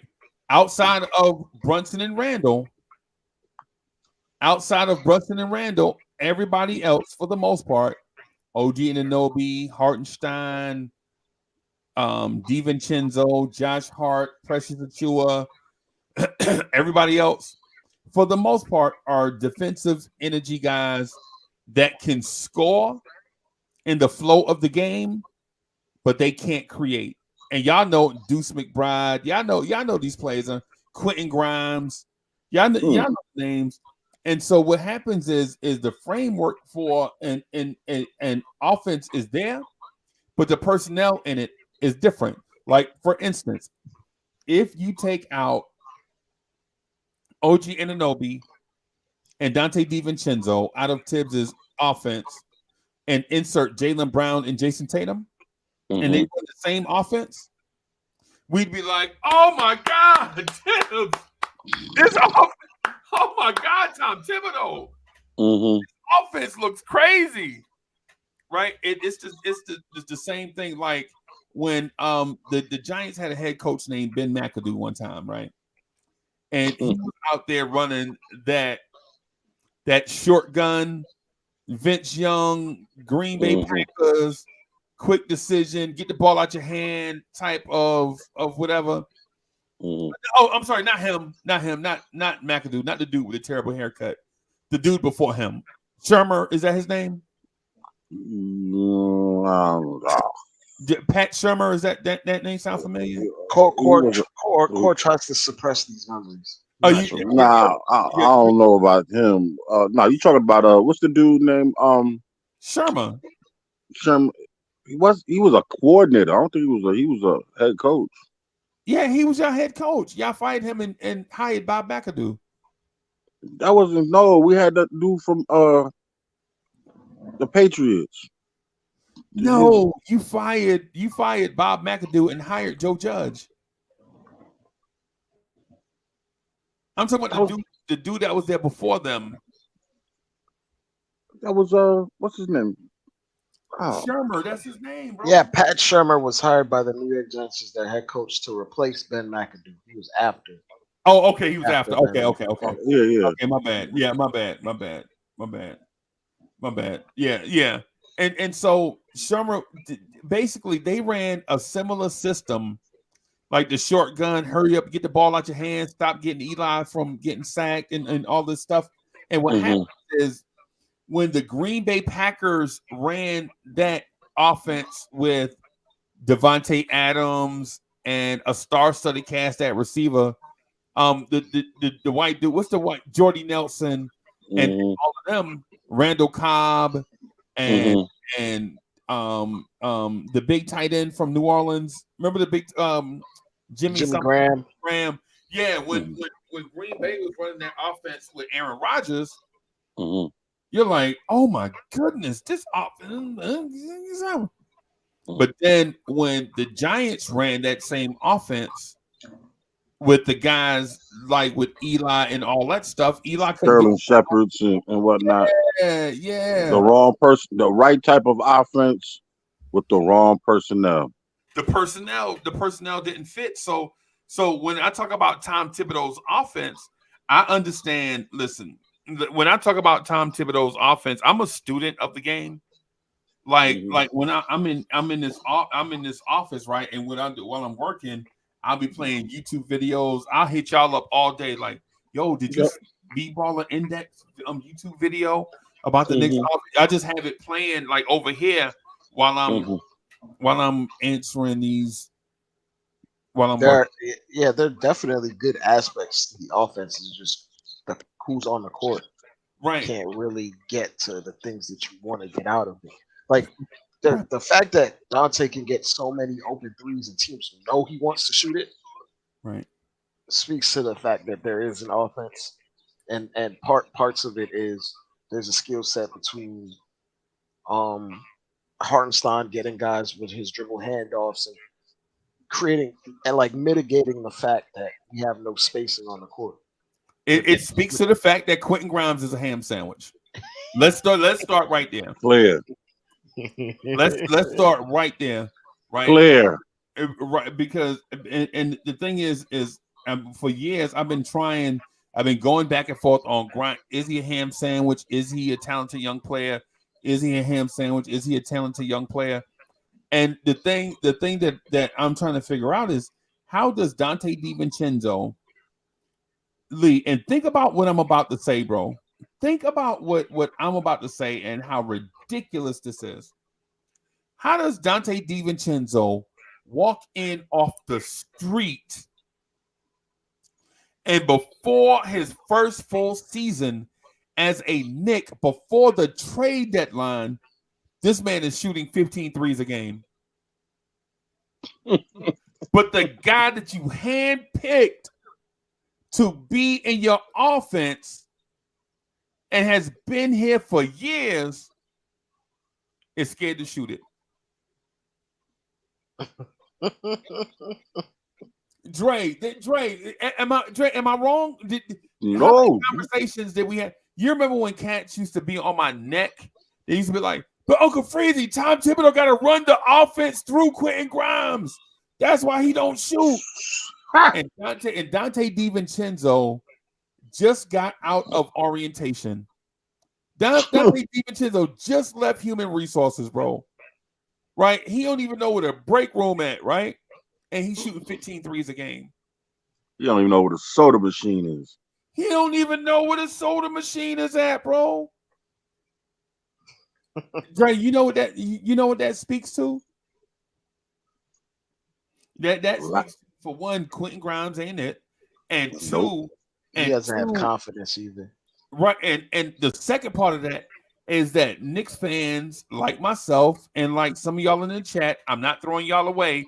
It's all love, but we sometimes have the wrong conversations, right? Like we're out here talking about Julius Randle body language, right? Julius Randle's shoulders be slumped down and he looked like he don't care. And Quentin Grimes is a shooting guard that won't shoot. Bro, shooting is in his job description.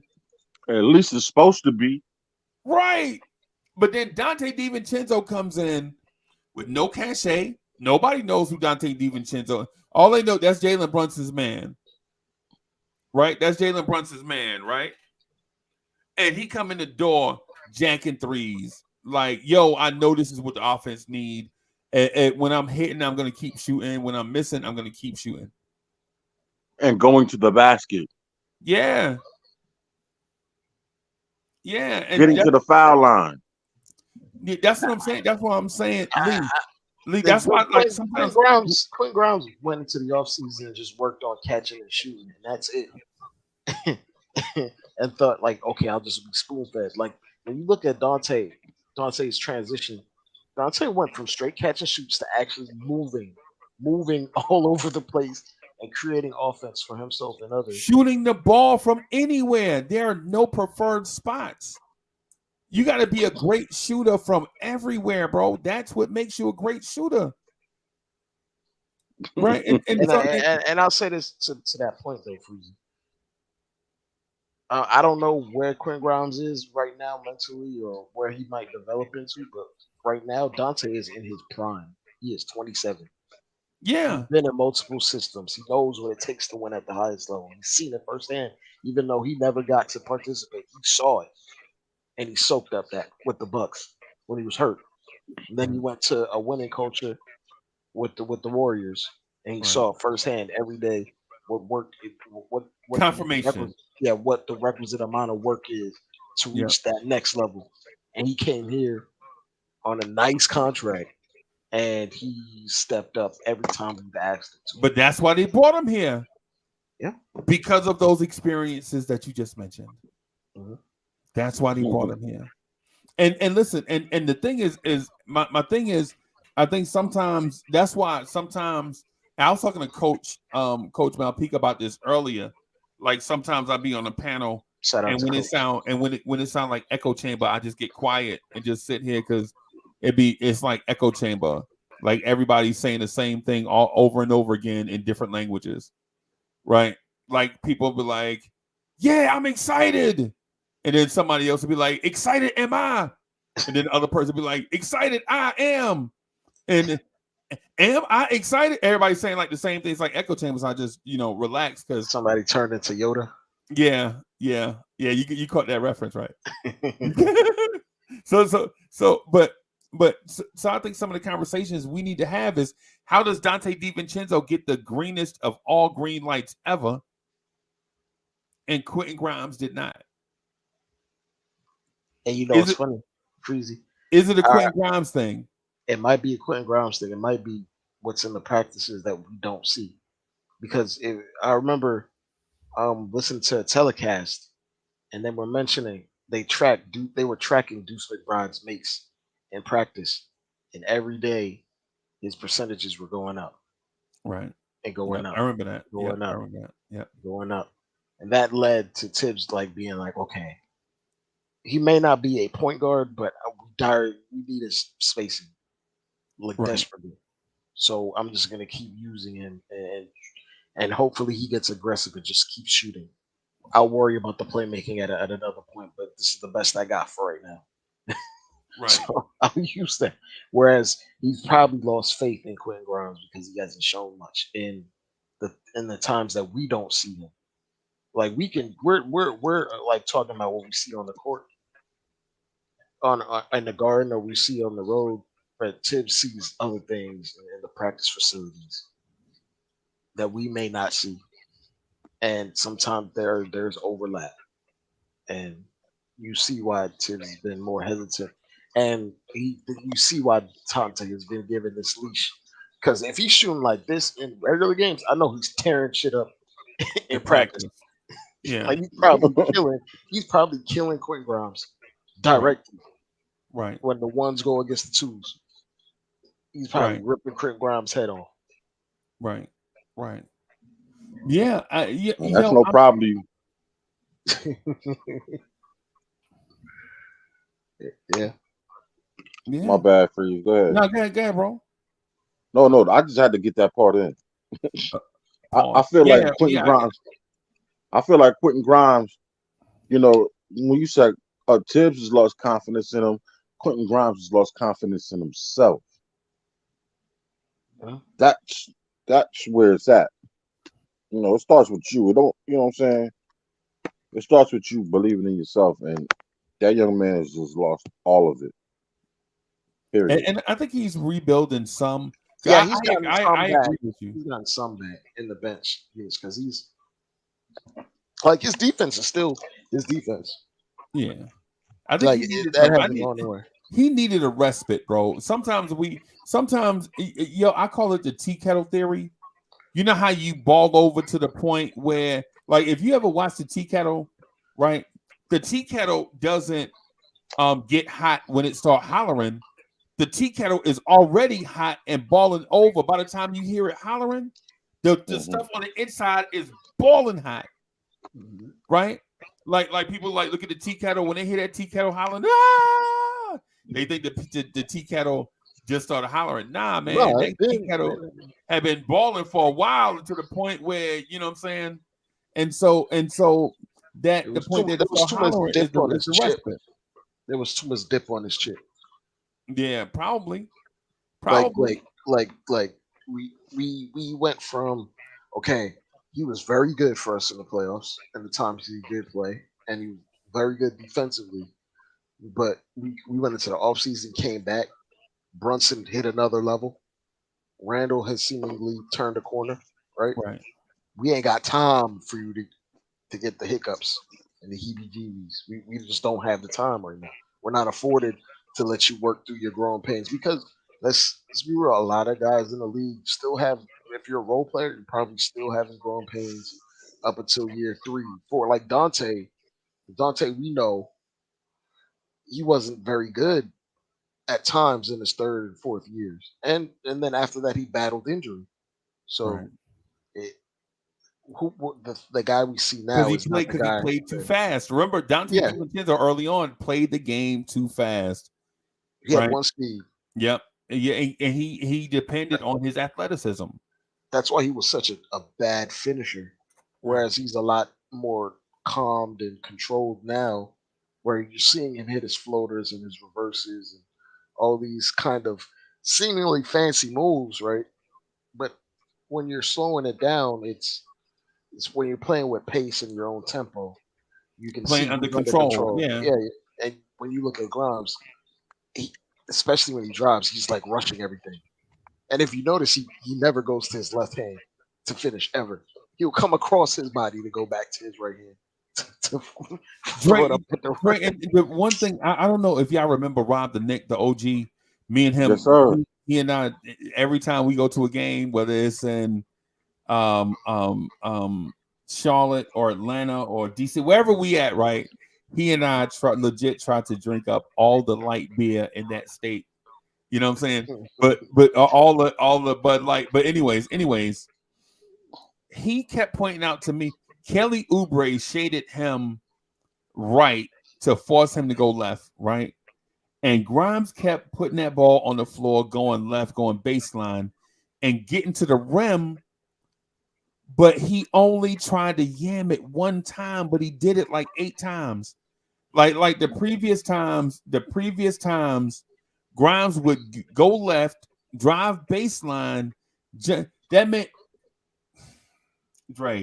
man legit drove baseline, had a clear two-handed dunk at the rim, jumped in the air and kicked it out to Mitchell Robinson for 3.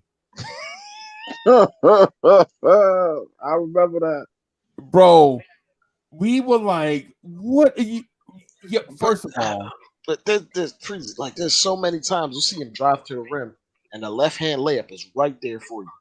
right. You don't even gotta overthink it, and he will consciously bring the ball over to his right side because he doesn't feel comfortable or confident in his left hand.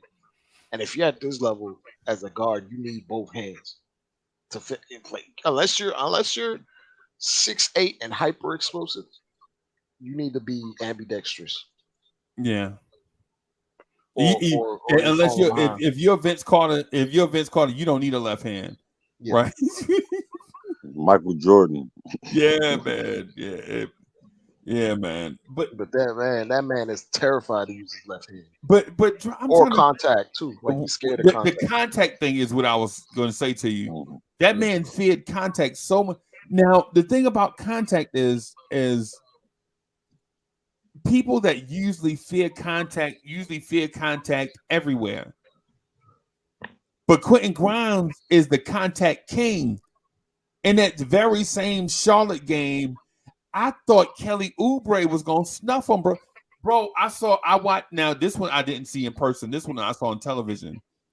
I saw that man be so physical with Scotty Barnes. I thought Scotty Barnes was gonna snuff him, bro. He had Scotty Barnes so mad that Scotty Barnes was.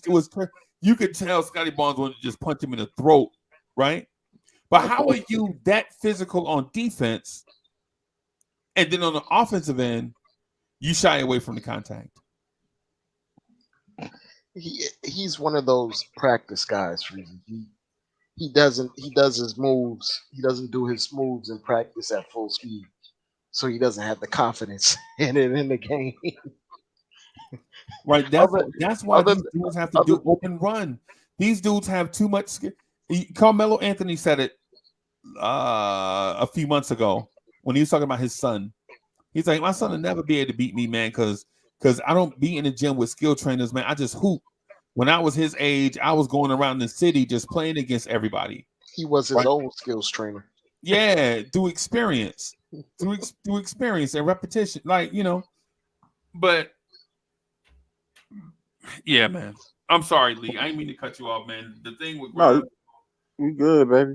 The thing with Grimes and the thing with Tom Thibodeau's offense is, I think we make a lot of excuses because the fan base, and this is another conversation that I think we need to have, as opposed to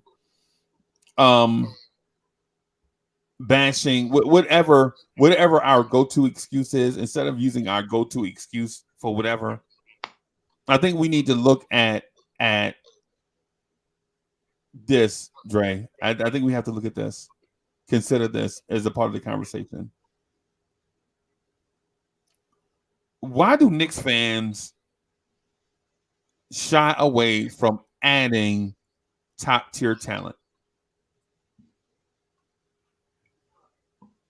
I think it's PTSD.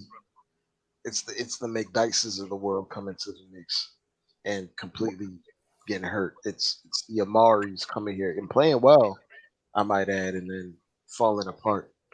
It's the fear of getting the top tier talent and then the top tier talent not living up to what we thought they would be. It's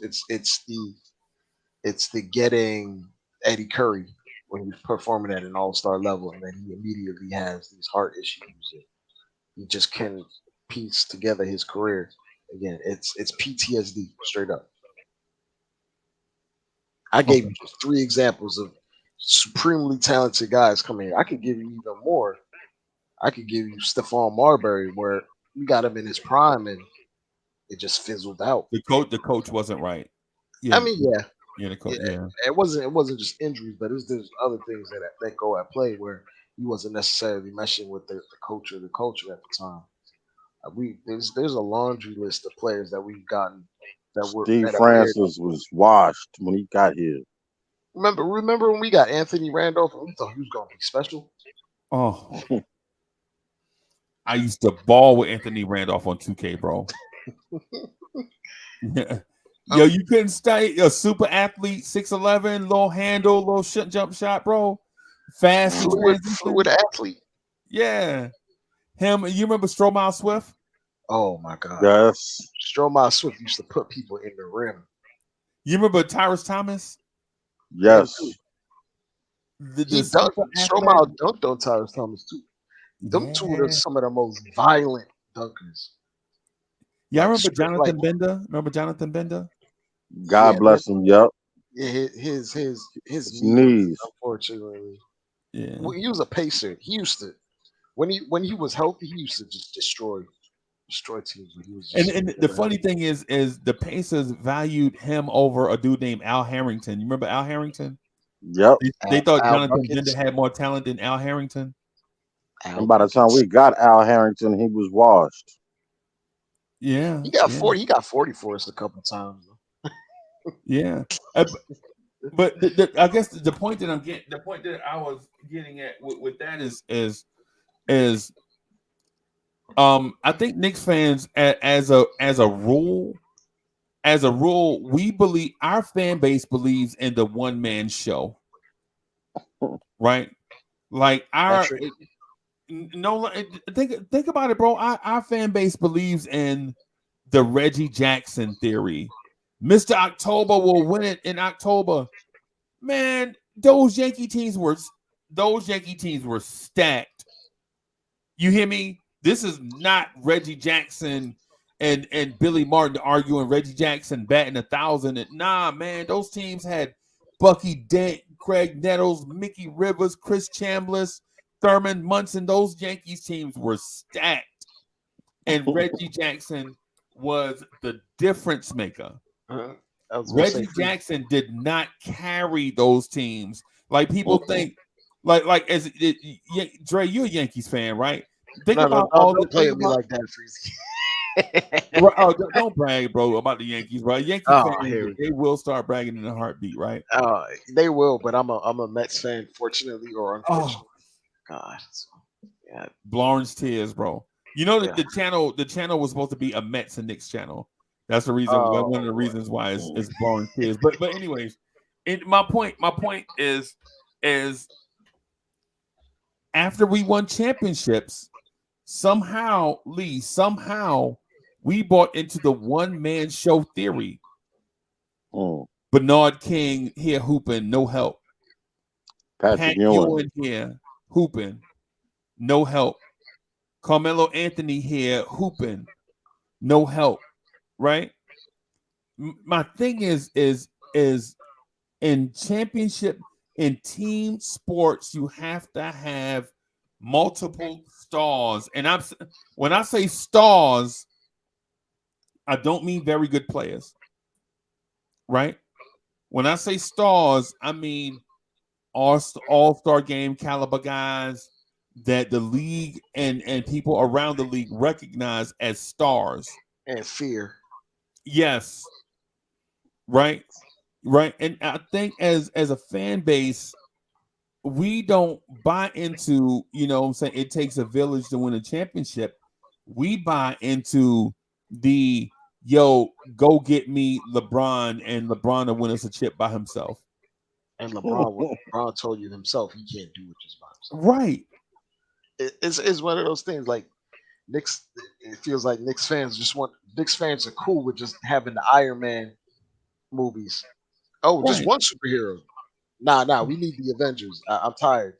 Right. I'm tired. I need the squad, Avengers, bro. You gotta have a Justice League. We need. I'm gonna tell you right now. We need Willis Reed. We need the Busher. We need the Senator, and we need Earl of Pearl, and we need Morelli, Clyde. Dick Barnett. You should have just followed the blueprint of the only two championships that you do have. Stacked rosters. Right. Or stack the deck with respectable high end level talent. Right. Because what's going to happen is your one guy is going to run into a team that, guess what? Stack the deck with high end talent, like Dre said. And the Lakers. Everybody has a kryptonite. So at some point, the Celtics. Pivot. Like, no guy wins the series by themselves. Dre, I can give you an example. The 2023 New York Knicks. How about that? Is that a good example? Jalen Brunson up against the Miami Heat, damn near by himself. He up there by himself. He like Iron Man getting beat up by the Winter Soldier and Captain America at the same time. He's trying real hard in that suit, but he's still getting his ass whooped. Right. Right, and the thing about it is our fan base, right, values the one star over everyone, thinking in a Broadway play type scenario that this one guy is gonna save the day, and they can't. Right, like for instance, people think that without Michael Jordan, the Bulls wouldn't have all those championships. True. That's part of it, right? The other part of it is Scottie Pippen is a top 25 player all time. Another part of it is whether you like Jerry Reinsdorf or not, Jerry Reinsdorf had the Chicago Bulls as an elite organization. The architect. Krause. I'm sorry, not Krause. I'm talking about Krause. I'm sorry. Jerry Krause. I'm sorry. Yeah, I misspoke. Thank you for that, John. Krause had that organization as an elite organization, right? And you know who was not an elite organization during that time? The Knicks. The Knicks. And we're wondering why we couldn't beat Chicago. It goes beyond just just talent acquisition. You have to be a high level performer. Bro, why are the Boston Celtics good every year? Because they stack talent. Run. This is what it is. They're not scared of. Oh, we love you, Marcus Smart. We'll give you this tribute when you come back, but we still had to move you because we trying to win a title. And I think a better fit next to Tatum would be Drew Holiday and Kristaps Porzingis. So bye. I appreciate what you've done for us. Right. But goodbye. Right. I'll say this, Freezie. We have made one move in that direction, the OG move. Like, we appreciate what IQ and RG did for us, right. But we got them up out of here for a better fit. We need to continue on that path. But Dre, you know what though? The thing about that is the thing that's missing in what you said. Not saying what you said is not accurate. I want to say, let me first say that what you said is absolutely. I agree with you. Not that you need me to agree, but what I'm saying is I agree with what you're saying. The part that I want to add is they made that deal and traded Marcus Smart. They're not mad at Marcus Smart, bro, because what's going to happen is towards the end of Marcus Smart's career, they're going to start trying to bring Marcus Smart back. And maybe not on the roster, but when Marcus Smart retires, they're going to still love Marcus Smart in Boston, bro. Yeah. They're going to appreciate what he contributed. That man Marcus Smart going to dye his hair green. Yes. Every time he come back. Yes. He's really still a Celtic. Yeah. So. But the only reason why they moved him is because it's not that they dislike Marcus Smart. It's the fact that they got to a hump that they couldn't get over, and they can't trade Jaylen Brown or Jason Tatum. It's either Marcus Smart or one of those two. They already got their foundation. Yeah. Yeah, in theory, you would have loved to see all of them stay together. You know what I'm saying? Smart and Rozier. Would have And made for a nice story. But yeah, no. they would have made for a nice Disney story, right? A young core, and all of that stuff played through all of them. Romeo Langford, R.J. Hunter, Semi Ojale, all those draft picks, Smith. yeah, Neesmith, all the dudes, Yeah. all those draft picks Danny Ainge whiffed on. You know what I'm saying? Robert Williams, all those dudes that they drafted. It would have been a nice story for all of them to stay together, but they couldn't get over the hump, so they had to make the move. And they made the move not because they disliked the pieces that they shipped away. They did it so that they can improve. And that's the story that I'm saying. Listen, we love to hear the story again and again of how it all got started way back when. The monument is right in your face. Just listen for a while to the name of the place. Shout out to Queens, New York. Shout out to Queens, y'all. Yes, Everybody yes, from yes, Queens, yes. New York, y'all know what I'm talking about, right? Exactly. So, but they made the move and make moves not because they feel as if the money is going to be an issue or the such and such is an issue. They make the moves because they get to a point that they can't go any further. They recognize it early. Instead of trying to do it over and over and over again, they're like, hey, this is what we saw on film. This is a problem. How do we address it? Do we go out and get more three-point shooting? Okay. Go out and get more three-point shooting. But they're like, hey, listen, Smart can't turn the corner no more. Okay, well, we got to trade him. Instead of revamping the offense, he can't turn the corner. Instead of revamping the offense, they like, go get us a guy that can turn the corner. And you know what's going to happen? You know what's going to, because Lee, in theory, all they did was they got rid of a Marcus Smart for a souped up version of a Marcus Smart That could shoot. in Drew Holiday. Yeah. Right. And what's going to happen is and mark my words, it may not be this player, but it's going to be a player like him. Drew Holiday, when Drew Holiday gets to a point where he can't do it, they're going to trade for a dude like Jalen Suggs that does all the Marcus Smart, Drew Holiday stuff at a lesser level. Well, he's not ready yet, right? He's still a young player. He's not ready yet. But when he gets more ready, excited and more athletic. Yeah. That's what they feel like they need. That's the archetype that they feel like they need with those guys. The Derek White, Marcus Smart, the big combo guards that can play make and facilitate a little bit. Very heavily defensive, can knock down open shots and be a good team guy. Right? A good team guy.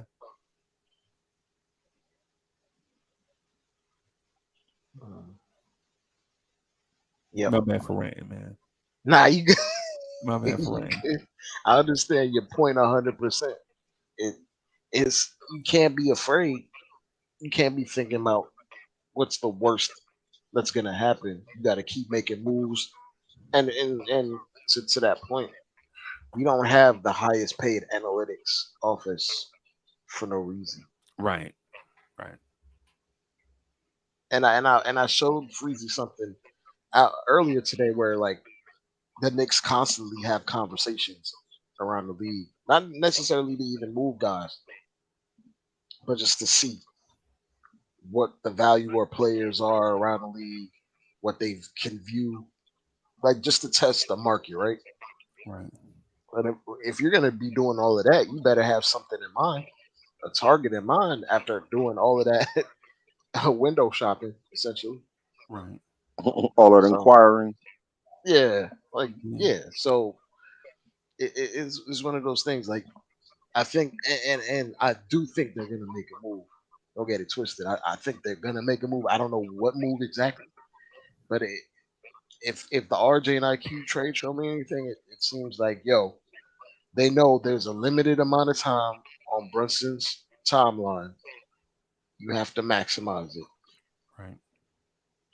And the moves that they've been eyeing, it looks like that's what they That's what they want to do. Now, all they have to do is execute. Of course, they executed on the OG trade. They have to continuously execute because after you get this next guy, there's a whole nother level of execution in the offseason because we're not trying to compete for just this year. We trying to run this through Brunson's prime and try to be in as many deep playoff runs as possible, and hopefully you make one of those magical runs. Because all you can do is give yourself the opportunity, and if you don't give yourself the opportunity with the talent, then what are you doing? Right. Okay. I will offer. Salute, coach. I would. Coaching is in the building. What I would offer. What I would offer you, Dre, based on that point, is this. I think the Knicks right now are operating under the guise of we can't operate like we operated when we first got here. Mm-mm. We got to make friends around the league. We can't come in and have it be like Warriors come out and play. Right. Lee, you remember that movie Warriors? Yep. Warriors come out and play. Remember that? Yeah, that was the Rogues calling them out. Yeah.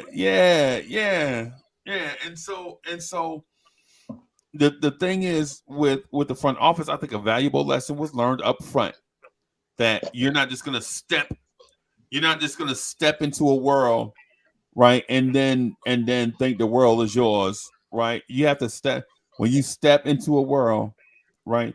I wish somebody made a song where they could just say something like, I wish I could, man, if I was a producer, I would just grab like a chick and just have her sing like step into a world, just something like that, just so she can explain this point, right? I think the way I think the front office learned a valuable lesson on the swing and miss on Chris Paul and Bradley Beal. And then by thinking like, nah, man, you know what? They bugging, bro. And I'm talking about when Bradley Beal was in DC Bradley Beal, like before there was a thing, when we thought Bradley Beal was in the bag, right? I'm talking about like 2 years ago, like 2 winters ago, right?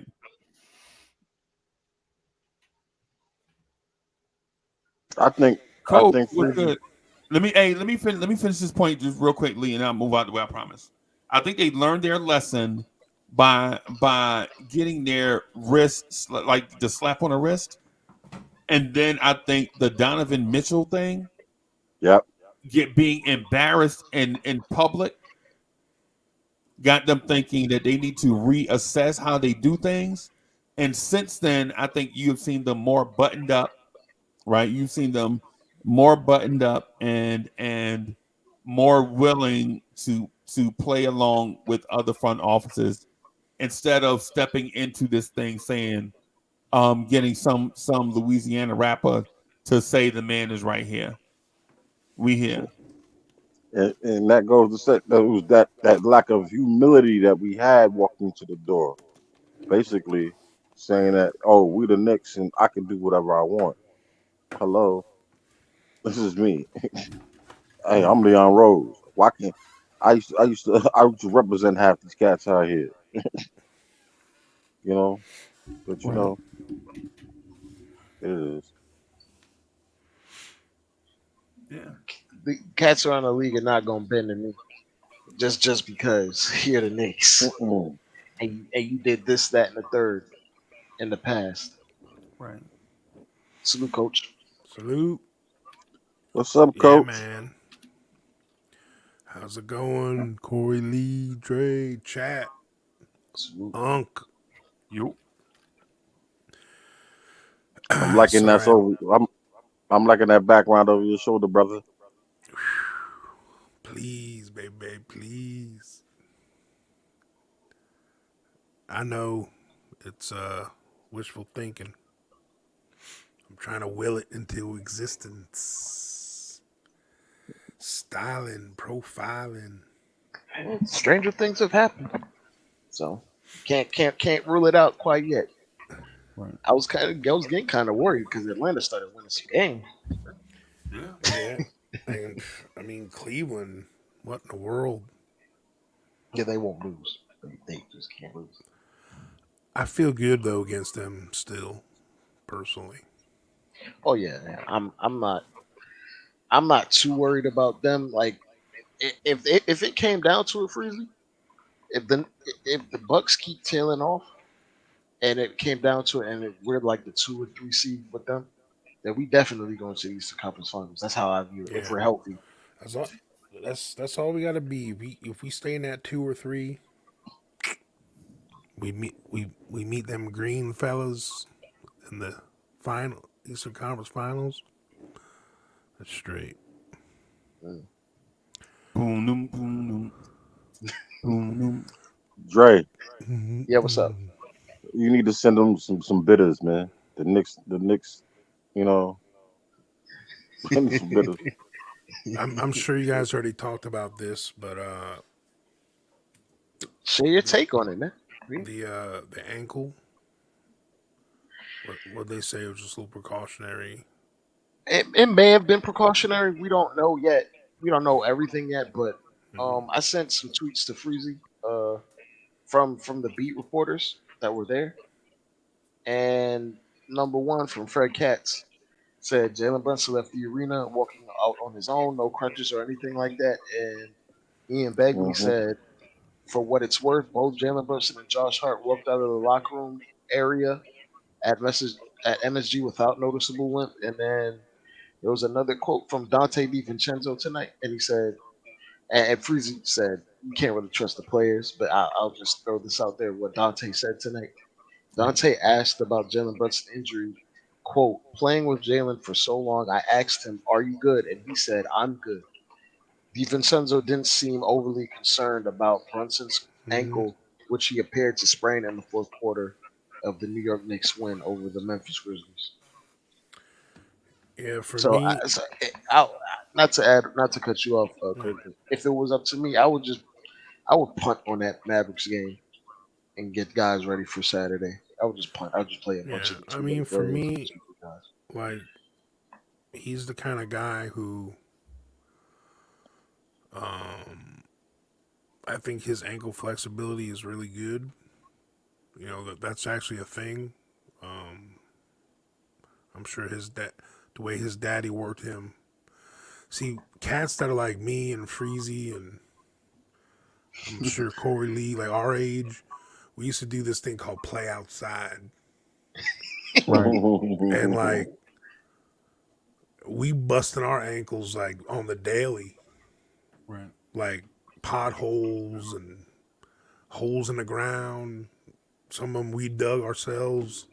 Mm. You know what I'm saying? Like guys from our day, we have ankle flexibility because of that. That's really a thing when you put all this terrain, you run around outside all the Yeah. time, and you know, and these younger cats, like I coached a lot of these kids, and I ran the weight program and the kind of like the fitness and the speed and training stuff, and you'd be surprised how many kids their wrist and ankle flexibility are so bad. Like most older dudes, if you tell them to squat, like just air squat as far down to the ground as they can, like their heels will never come off. They won't come off the ground. They'll still stay flat on the ground. But you see some of these kids, like they try to do it and their heels start lifting off the ground because they can't. It's not flexible. Them tendons aren't flexible, and that's the key to injury prevention. Flexibility. Yeah. You stretch out. You're real limber. And if we're talking about how he plays, always off 2 feet, pivoting, Mm-hmm. and all those types of moves, like Yeah. I saw a video of Brunson. He talked about like him changing his diet to more like vegan, just to reduce inflammation in his Mm-hmm. body. Like Yeah. he's kind of like on top. There's part of the reason why like his stamina, relatively speaking, is pretty high for someone. You wouldn't like when you look at him, you wouldn't think he's that type of guy that has so much stamina and Yeah. it's kind of averse to injury, at least long-term injury. So He didn't want to come see. out. He didn't want to come out. He's like, I'm all right. I'm all right. You know, like when it's on the ground. But you tightening got his to protect the player from shoe. himself. Of course. Yeah. You know. Hey, just real quick before we get too far down the road, I think all of that is gas. All of that is smoke. That's how, if you notice, that's how all the Knicks long-term injuries happen. Right? The aftermath. A guy will leave, Come back in a the guy game. get hurt, and you think is you know what I'm saying, and then you know what I'm saying, it's like he'll be reevaluated in 1 to 2 weeks, and then the 1 to 2 weeks comes, and or right before the 1 to 2 week window, you find out Knicks PR will say something, and like say for instance, if the World Series is going on or something, they'll sneak it in. Jalen Brunson is having Achilles surgeries on both Achilles and is out for, and it'll be like the fourth story and the thing. You like, dang, if I wasn't a Knicks fan, bro. Basically, what I'm saying is the Knicks are not forthright with injuries. Right? Same thing happened to Mitchell Robinson. Remember, Mitch Whittenback came back in and played. He was cleared by the medical staff, came back in and played. And now And, And we're like, yeah, Mitch will be all right. Tibbs immediately threw him back in the game. No discernment. yeah, but then I saw a press conference where they were saying Mitch might be coming back right after the All-Star break. Yeah, Tibbs said he's going to Tibbs do said. some on-court work after the All-Star break. He's not going to come back and play after. Nah, He's still doing on-court work. He's probably, even if he comes back and does on-court work, at best he's like a month away. Because number one, you got to do on-court work, and then like Tibbs said, he's got to do 1-on-0, then 1-on-1, then 2-on-2. Then he has to build his stamina up. Then he has to get his. He's got to do drills, all these things, bro. It's a step-by-step process, bro. So, before we get him, I think, if you ask me, I think we're going to have him back in like a 15 to 20 minute type role by the playoffs. Yeah. Which is like the end of April, right? So, but it's still a ways away. Like, and to see Julius on the bench without a sling on. Or no. Julius Randle had on the ugliest jacket I know that I ever seen in my life. It looked like pleather. And you know that like a Rent-A-Center couch. And you know that. Oh my god! He got the PU leather jacket on. Coach a damn fool. and you know that jacket probably cost $7,000. Oh yeah, that thing. If you open it, it's probably got that Louis Vuitton liner or some shit. He said it looked like a Rent-A-Center. Yo, that man. Oh my god, bro. Randall need to legit. Randall, come on, bro. Don't you never. And y'all know Randall's my man, 50 grand, bro. Randall's my man, 50 grand. But don't you never walk out the house with that on looking like he ain't that, known bro. for his fashion. Yeah, but he wore all black the last game too. And when they put the camera on, he looks so sad. Like he's like, I know I would get 35 on this trash ass team. Yeah. They keep putting the camera on him. He looked like his puppy died. Now tell the truth, was y'all butts puckering up a little bit when they started hitting all them threes? Yeah. Yeah. I mean, of course. Yeah, man, I was like, are you Yeah. kidding Well, me? I don't really do that, like the butt pucker thing, because I'm a fatty. I'm a fatty trying to lose weight, so I was probably farting. You know what I'm saying? I was probably ripping one or two. You know what I'm saying? But yeah, man. But I was Coach, just cussing. that I started cussing at the screen, and my girl's like, "What's going on? You were happy a little while ago." I go, "Yeah, if you only knew." Yep, if you only knew. But the thing is though, I think is that I think it has something to do with their coach being a great coach and with our team running out of gas. I don't think we quit. I just think we were running out of gas because we didn't have quality depth. For that, and plus, I mean, I don't care who you are. When you have, they had a 27-point lead and they were just going through the motions. They started going through the motions, Right. chilling. Right. And them guys, like you probably said it already earlier, these guys get paid too. Yeah. And a couple of them guys that got are hungry, they're getting a chance to play. They trying to stay in the league. Yeah, I mean, two-way guys, a 10-day contract. mm-hmm. Let me ask you this, Coach. Just sorry, Dre. I don't mean to cut you, but I want to direct this at you also. There's a question I wanted to ask earlier. Why these teams that we've played against the last few days, were y'all scouting those teams to see who the Knicks front office should trade for off those teams? I mean, yeah, for me personally, with our little 8-minute ditty, if you get a chance, make sure you go on the Blorange Tears channel and check out that little buyers and sellers segment Freezie and I did earlier today.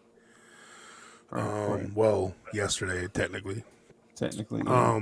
Most of those bottom dwelling selling teams, whenever we play some of them, I'm always peeping who they got, see who they would be willing to get rid of. Right. Like Roddy, guys like that. Oh, he'd be a perfect fit for Tibbs, bro. I know. Like, was he 6'4", 250? Yeah. We take power forwards and a all 4x4 power forward that can shoot a little bit. Yeah. Hey, Freezie. Tibbs will take you on, man. Right now. Right. 6'5", 250. Look, got you a little post hook. That's all you need, man. That's all you need for Tibbs, bro. You don't even have to have good knees. You just need to. I mean, I know it was against 6'5". hardly nobody, but Right. man, iHeart he needs to shoot more. You've always said that, Freezie. Yeah. Hey, you know what? And you know what I noticed about iHeart, man? DSJ. I noticed. I think iHeart is hurt, bro. I think that man. I think that man is hurt. Tonight, I felt like Hartenstein should have had at least 25 rebounds, bro. Against that dude Jemison. That dude Jemison was out there looking like Jericho Sims. But didn't know what he was. I don't think he was in there long enough. Yeah, Get that many tonight. Yeah, and I don't think he's healthy enough, bro. I think I think the Daniel Gafford thing where there's smoke, there's fire.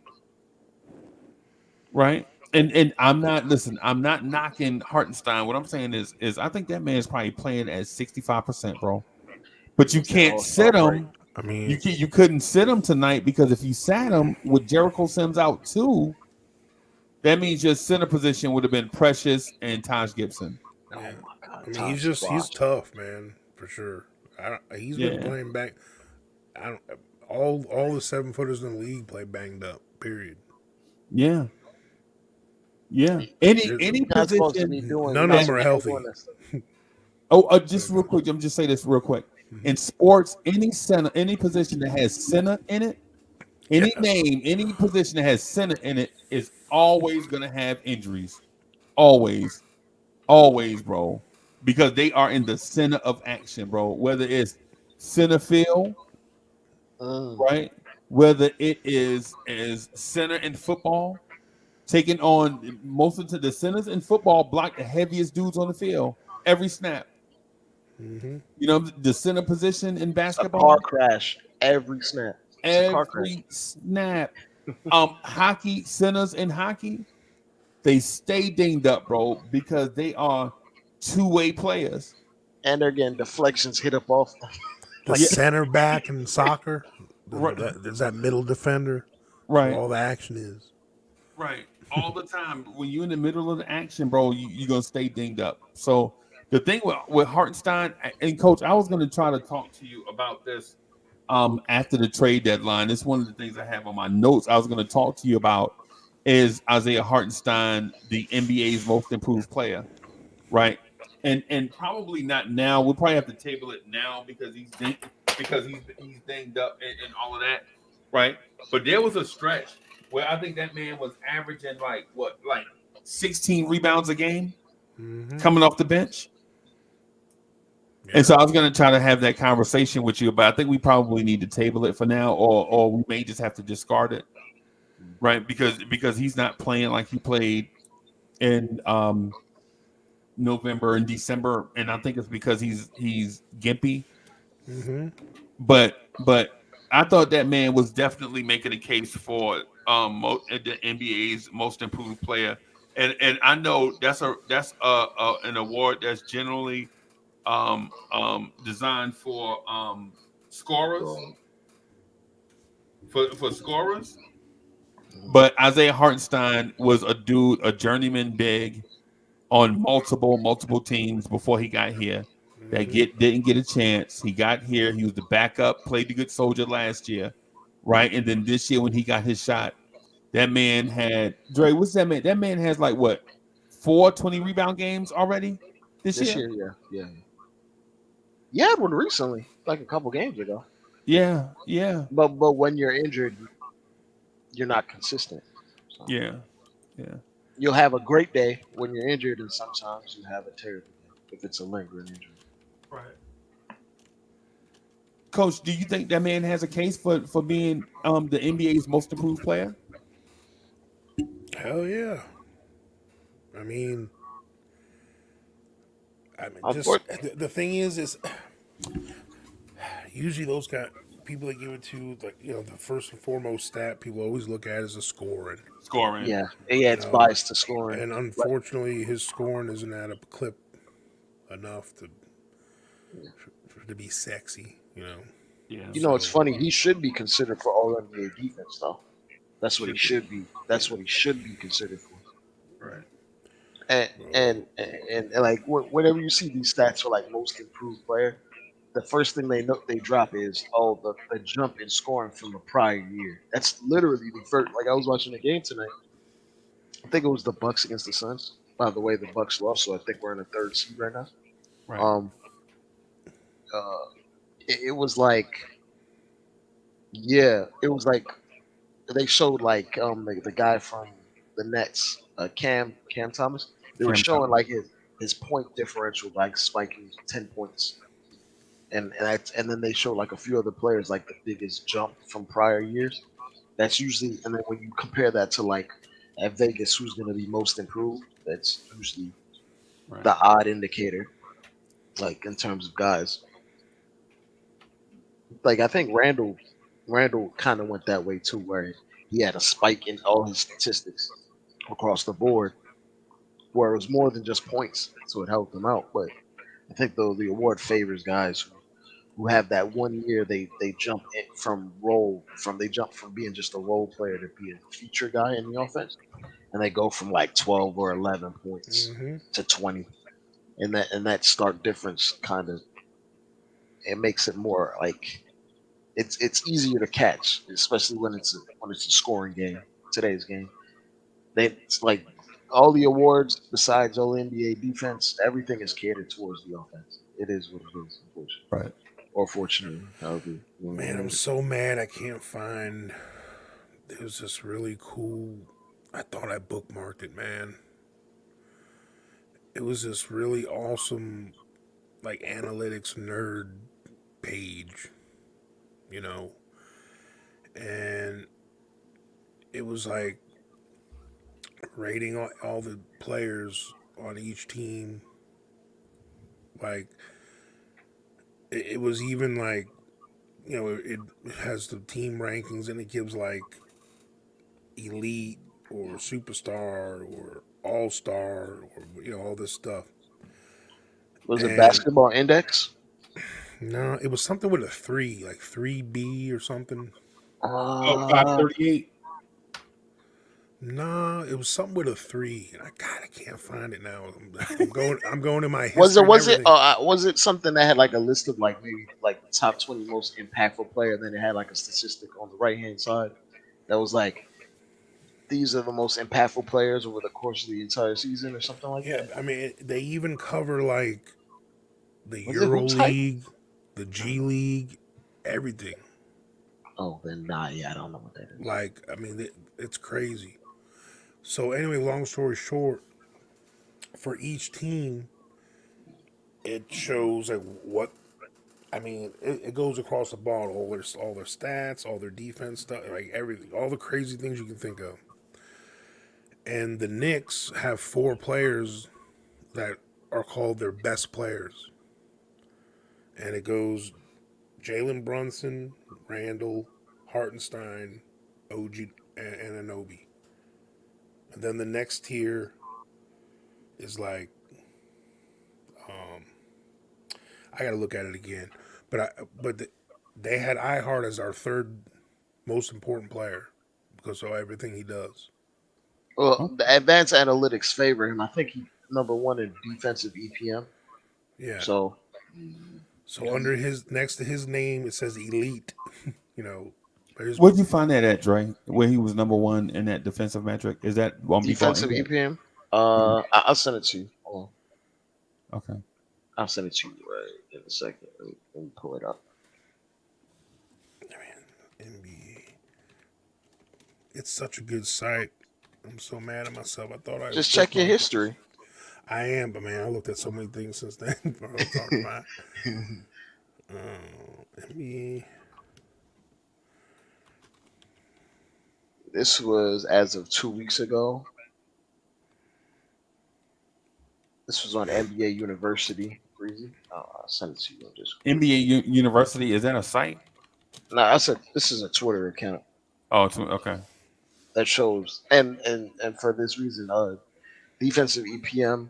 You can look up that on its own. Defensive EPM is a more accurate indicator of who's an impactful defender, right? Than like defensive rating, because like there's good defenders on terrible defensive teams that get their numbers just dragged down, and then there's mediocre defenders like Josh Hart. Hey, where'd you send that link to? Oh, I sent it to Discord. I sent it to Discord. Oh. Can you put it in the private chat? Okay, I got you. I'll just put it in the private chat. This was as of 2 weeks ago. Where are you at? Pull this up. There you go. Okay. Dang. Because at first I was looking at StatMuse and stuff. But then there's regular EPM and then there's defensive EPM. Then there's PER, right? Mm-hmm. Yeah, and I'll send it. It's on Dunks and Threes. This is an advanced analytics site, and it shows like EPM is estimated plus minus, like just your gross impact defensively. And Isaiah Hartenstein is number one in the league right now. And then every guy that you see behind him are the same old suspects in terms of guys that are actually elite at defense. Here you go, Freezie. You can sort it out by pressing on the defense tab. It's on Dunks and Threes. Like after Hartenstein, you see Jonathan Isaac, you see Xavier Tillman, you see Marcus Smart, you see Alex Caruso, you see Joel Embiid, you see Wembanyama, you see Nikhil Alexander Walker, you see Evan Mobley, you see SGA, you see OG, you see Dennis Smith Jr., you see Mitchell Robinson. Like there's like for the most part, it's kind of a who's who in terms of defenders in the league. Just guys off reputation at that. I just dropped it. I seen. Did you see the link I sent you? Yeah, I saw it. I looked at it. Yeah. Yeah, man. So he's very, very, very good. Yeah, man. Ooh, I defensively. Found it. It's called 3 Steps Basket. Oh. Was it Twitter? No, it's on. Just Google it. 3stepsbasket.com. Okay. Really, really good. Oh, it's not your typical basketball statistic aggregator. Yeah. So like right now, they have all the teams are listed net, plus net. Like it's their attempt to aggregate their statistics to dictate who are the best players in the league. Yeah. Via a certain grouping of stats and impact metrics. So like when you go to the Knicks, they're considered an excellent team right now in their. Yeah, they're the fourth team in terms of. Yeah. In the East or whatever. But the first four, and they're considered our best players, and they keep track of everyone, even guys that left the team, anyone that's played for the Knicks this year. The four best were Julius is number one actually, then Jalen Brunson. Like Julius Randle is considered supernatural by them this year. He's been extremely efficient for the most part. And then he accrues a ton of stats, like the 9 rebounds, 5 assists. Can't really account for that. And the only thing that's kind of missing from that is like the nuanced parts in terms of like maybe clutch statistics, in terms of like who shoots the best the last 5 minutes of the game, or who gets featured the most, right? Coming down the stretch of games, where that might favor Brunson. But the other parts of the game, like Julius Randle's having an outstanding season. So that's nothing to even deny, Yeah, so based on this site and all the evaluation they do, top to bottom, the 3 steps evaluation is based on the player's performance for the 48 games this year. Mm-hmm. Isaiah Hartenstein is 3 steps evaluation score is he's better than 93% of all NBA players, all around. In terms of straight impact, which I understand, like he's 93rd percentile. So yeah. he's a damn good player. So like, I don't know why they got him listed at 6'10", but he doesn't. He's kind of, he doesn't always stand up right. Maybe that's why. Yeah, if you notice, like he never actually stands straight up. Yeah. He tries to like stay in like an athletic like position where he's like crouching or getting low. But I don't know where we'd be without Hartenstein. Yeah. His net rating is plus 9.4, which is better than 94% of players. Yeah, I'm looking at this thing and it has Josh Hart as a floor chief, which is it makes me chuckle. A floor chief, sure, I guess. They gotta have a different name for Josh Hart. He just fits like a certain bubble a little bit. He just does a lot of all the little things. He's a crack filler. Yeah. Pause. I mean, he's at his best when everyone's healthy, but when you ask him to do a little bit more that's not in his area, then you start seeing the chinks in his armor. Unfortunately, he's the ultimate glue guy. Mm-hmm. Where if you leave him alone on a bad team, he's not gonna help you do much. Like that's why he's been on like a lot of bad teams, but on a good team, if you have a good team and everybody's healthy, he will do all the dirty stuff, right? That the stars might not be able to do or not want to do. Yeah. Which is a necessary place in the league. Like you need those things. My only gripe is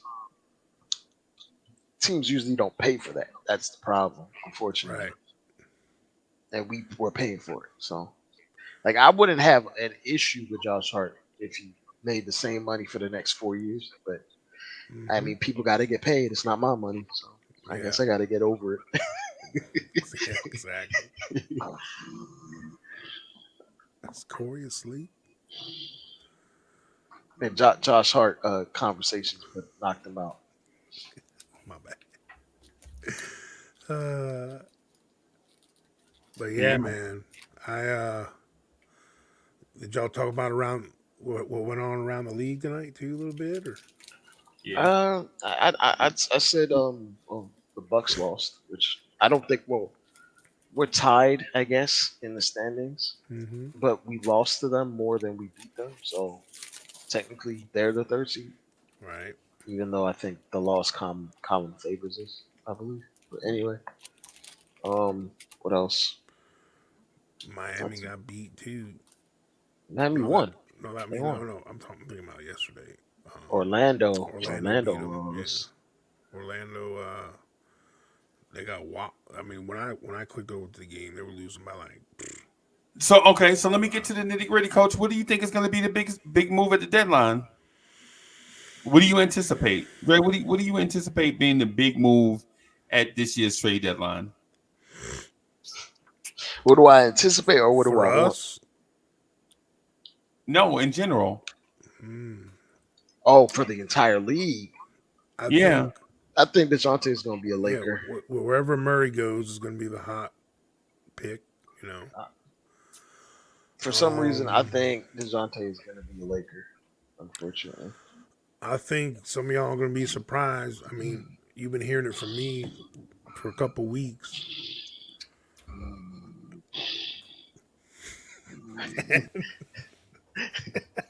That man tired, bro. He tired of that DeJounte Murray topic, bro. I think we're getting two guys, man. two. I think we're getting two guys. Two guys. You talking about like the store? You remember two guys used to be out on Long Island?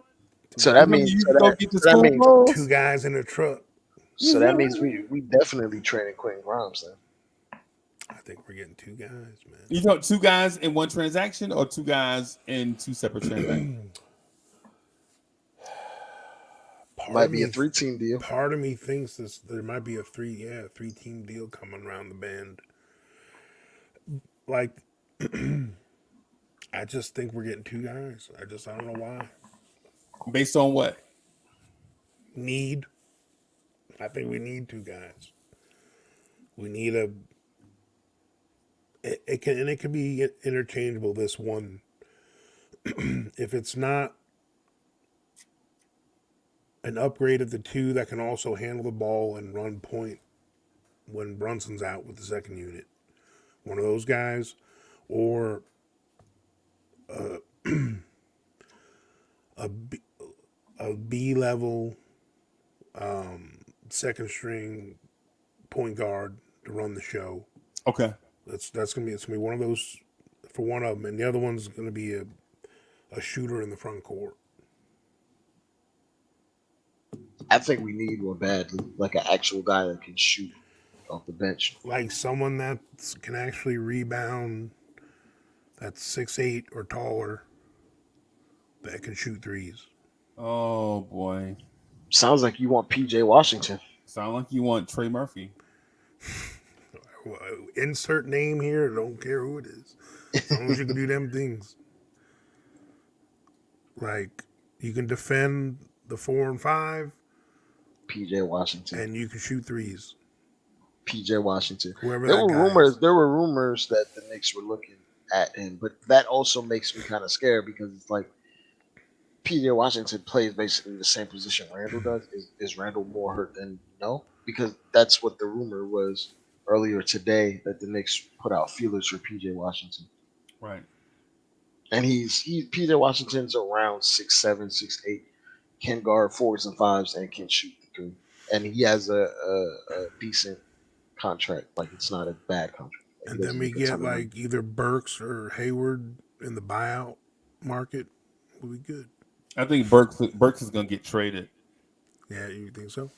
Yeah, Burks is the classic case of a guy that's going to get traded for multiple second round picks because the second round picks may not have as much value to a championship contender. Like I could legit see Alec Burks to the Bucks. Yeah, I'll give him a couple second rounders for that. For him, for sure. I was going to say, be on the lookout. We might get like Kyle Lowry in the buyout market. It wouldn't surprise me. I wouldn't mind that.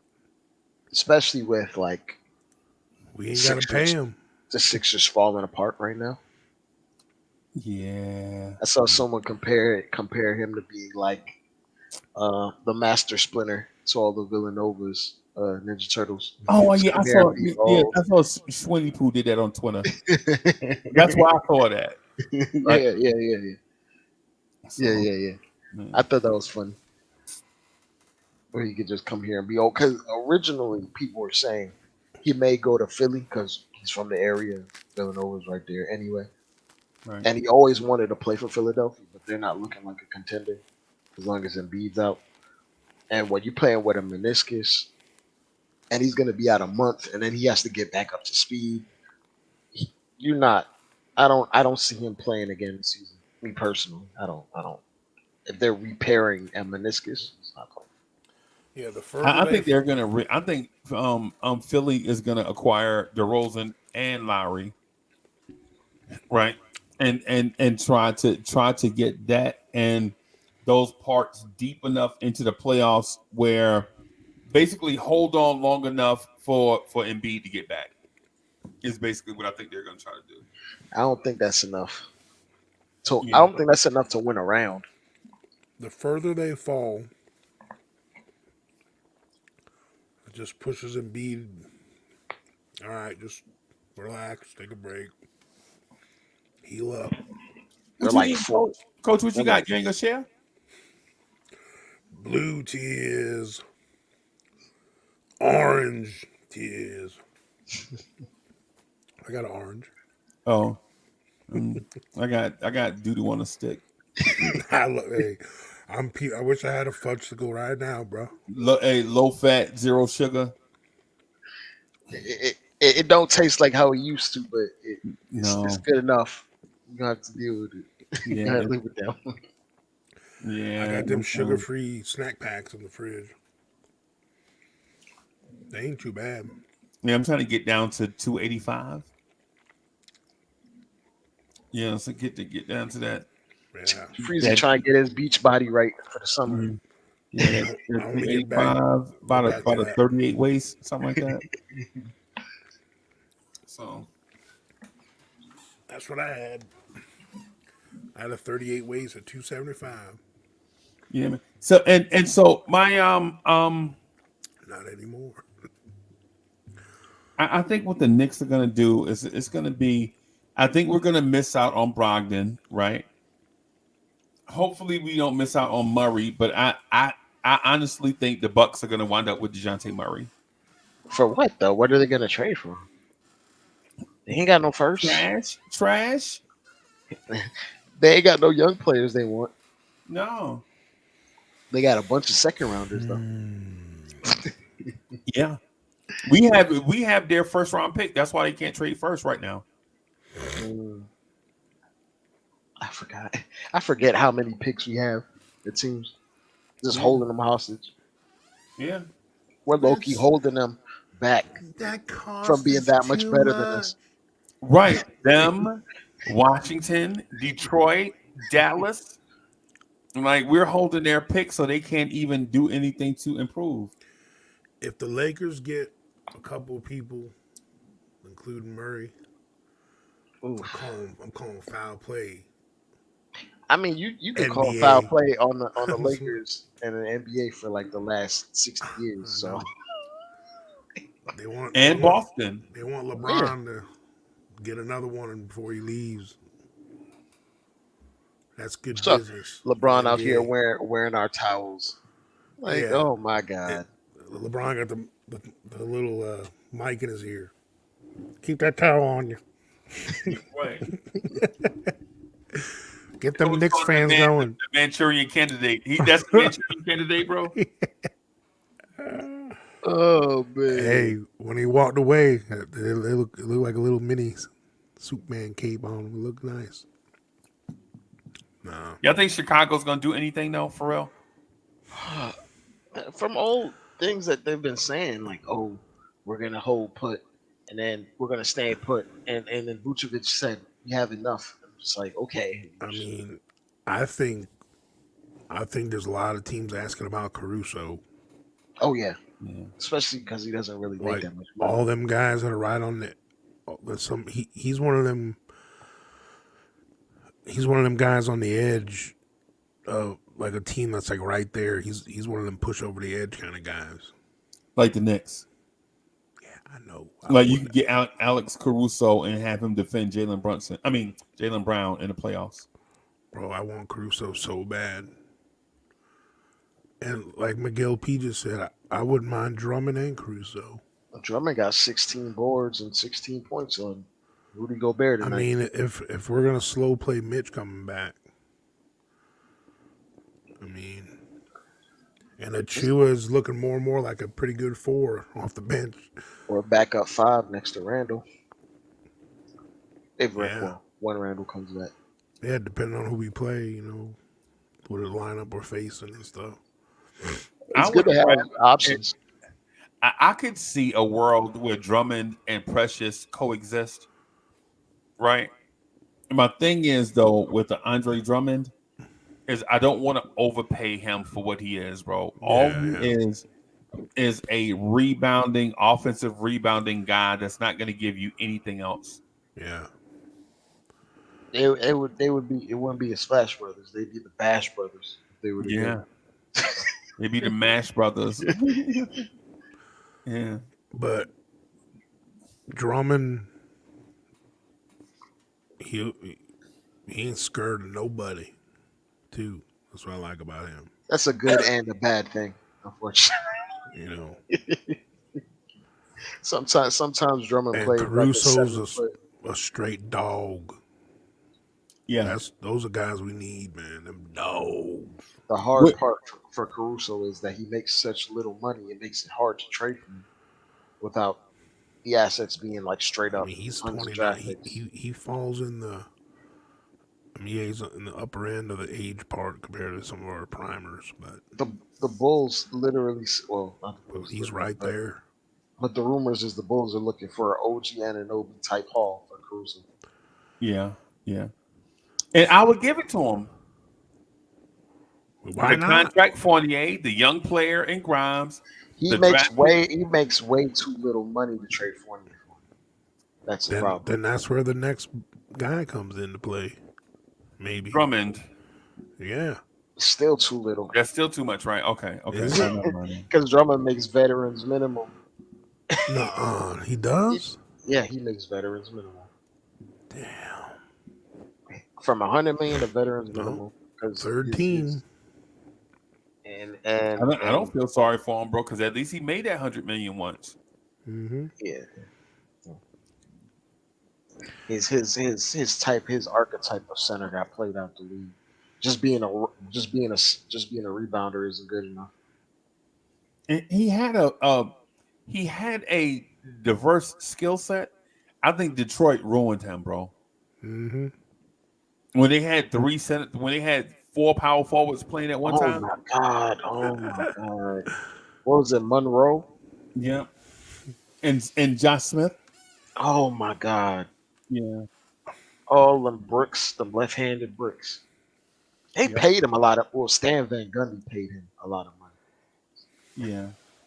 Stan Van Gundy ran that team into the ground. He paid him a lot of money. Then he turned around and gave Blake Griffin a ton of money. I think didn't they give Ben Gordon a lot of money? That was before Stan Van Gundy. Oh, okay. That was a little bit before. If they did give him money, I don't recall. I know one thing, that Kobe White's looking good for the Bulls. He's starting to blossom. Yeah. He's a slow burn right now for them. He's kind of changed the narrative that he's not just a sixth man and he could do actual guard things and play some defense. So but you saw what's his name? Not Zach. How much does Patrick Williams make? He's still in his rookie deal, so it's probably somewhere between $4 to $5 million, something like that. Who? Kobe White? Patrick Williams. Okay. I always kind of liked him. He never really lived up to his hype, but in terms of being a 3-and-D role player, he's the textbook definition of that. He's not a high-end one like OG is, but he's a very good one. He shoots 40% from 3, especially out the corners, and he's a solid defender. He ain't OG, but all right. Since y'all are tiptoeing around and being safe, I'm just gonna throw a subject in the room, right? Would you trade for Andrew Wiggins? Ooh, depends what I'm giving up, but yeah, I would. I would give up Fournier's contract. Fournier, Grimes, 2 firsts. Nah, I don't know about 2 firsts. Yeah. Why? What are you keeping them for? Our first this year is going to be like the 26th pick. I don't know if he's worth 2 firsts. That's still my only issue. I'm saying I would give it up in practice, but he's still only. Is he 28 or 29? I think he's 27. Bro, he's 28. He's been in the league 10 years now. I know. So he was like 28. Yeah, man, 25. He been in the league fit what 10 years? I mean, to me, If you get him to buy in, for one of the like starting shooting, a guy that's going to come in and start, it's worth that combo for me. Fournier, Grimes, two first. would he start over Dante? Yes, absolutely. Because you're not gonna. First of all, you're not gonna give up all that stuff to not go get a starter. Right. That's what I'm saying. Like Right. if we're getting a starter, that's the minimum package. Right. No, And he's not even starting over there. That's crazy. yeah, Well, I mean- they're in a. You got to start Kaminga, bro. Right. It's time. It's just You time. don't got to start Clay, but they still starting Clay. They still starting Clay, and that's the it's loyalty to the end. But coach, man. this is the thing. This is the thing. Why I say if Wiggins is on the table, Danny. you got to know when to hold them and know when to fold them. You got to know when to walk away, and you got to know when to run. And the thing about it is, you never count your money when you sitting at the table, right? You gotta. If Wiggins is on the table, bro, get him. Now the asking price that y'all were mentioning, bro, I don't know. I'm not gonna negotiate that, whatever. But what I will say is, Andrew Wiggins type dude is gonna every year book it every year. Andrew Wiggins is going to have a stretch where he looks like a top 20 NBA player, right? And it's going to last like 15, 16, 17 games, right? Now, you may get it at the beginning of the season. You might get it in the finals. You don't know when you're going to get it, but you're definitely going to get it with him because guys like that with number one pick talent, sometimes it just clicks from out of nowhere. And if I'm the Knicks, I take the gamble on that. Now, the 2 first-round picks that you mentioned, I don't mind. I don't care. I give them Detroit and Washington's first-round picks right now, right? Because I don't know what those picks are going to be in 2 years. They might wind up being 4 second-round picks, right? But my thing about it is with the Wiggins, you already know. You've already seen him. Lock in on Jaylen Brown and Jason Tatum in the NBA Finals in the playoffs. So it's not a thing that it can't happen again. Now you would hope that he can replicate it. Or let me rephrase it. It's not as if it never happened. We saw it, and you would hope that he could replicate that, right? But the thing is do I really want to come off Grimes and Fournier and 2 first-round picks for him? That's the worry part because he's shooting like Josh Hart right now. Unfortunately, for the year, he's shooting like 31% from three. You Dre, but you know what I'm gonna say to that. And Coach, you've been in these circles, so you'll understand where I'm going with it, right? I think Draymond Green shitted up the situation, bro. He always does. I think Draymond Green is the reason why everything is off. Right. And if you don't think one good player with a suspect attitude can mess things up, look at how fast Boston got rid of Marcus Smart. Right. The heart and soul of the Celtics, man. I'm the heart and soul of this thing. Yeah. Now you're the heart and soul in Memphis. You know what I'm saying? I think you get him away from that situation. And I'm not saying that Tom Thibodeau and Andrew Wiggins' original relationship was Peaches and cream. Yeah, I'm not saying that. What I'm saying is both entities have to have had matured since that era. Right? Wiggins has a ring, Tibbs doesn't. You know what I'm saying? Yeah. Listen. The deadline, Coach. The deadline is at 3, right? On Thursday. Yeah. Yes, sir. At about 1:45. If we don't have anything done, I'm like, get Golden State on the phone.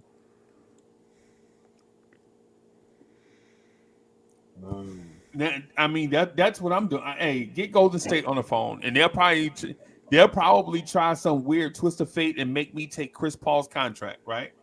Because Chris Paul is partially guaranteed. Dre, what Chris Paul is partially guaranteed $8 million next season. I actually don't know. Let me check. I think it's partially guaranteed for next year, right? I'll check right now. We're going to be scouting Grant Williams next game. Not guaranteed. Actually, the deadline's already passed by then. Mm-hmm. He's not guaranteed anything next year. Oh, he's not guaranteed. I thought I saw him. Okay. Non-guaranteed. Wait, no. It's it's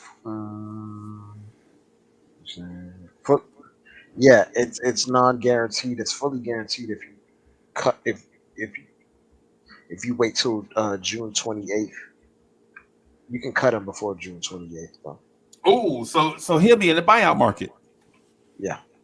Well, he can be in the buyout market, but I don't know. Never know. Because some team might just be like, "Yo, I'll just take his contract and take his option or keep him on my books because this is gonna be a tank year anyway."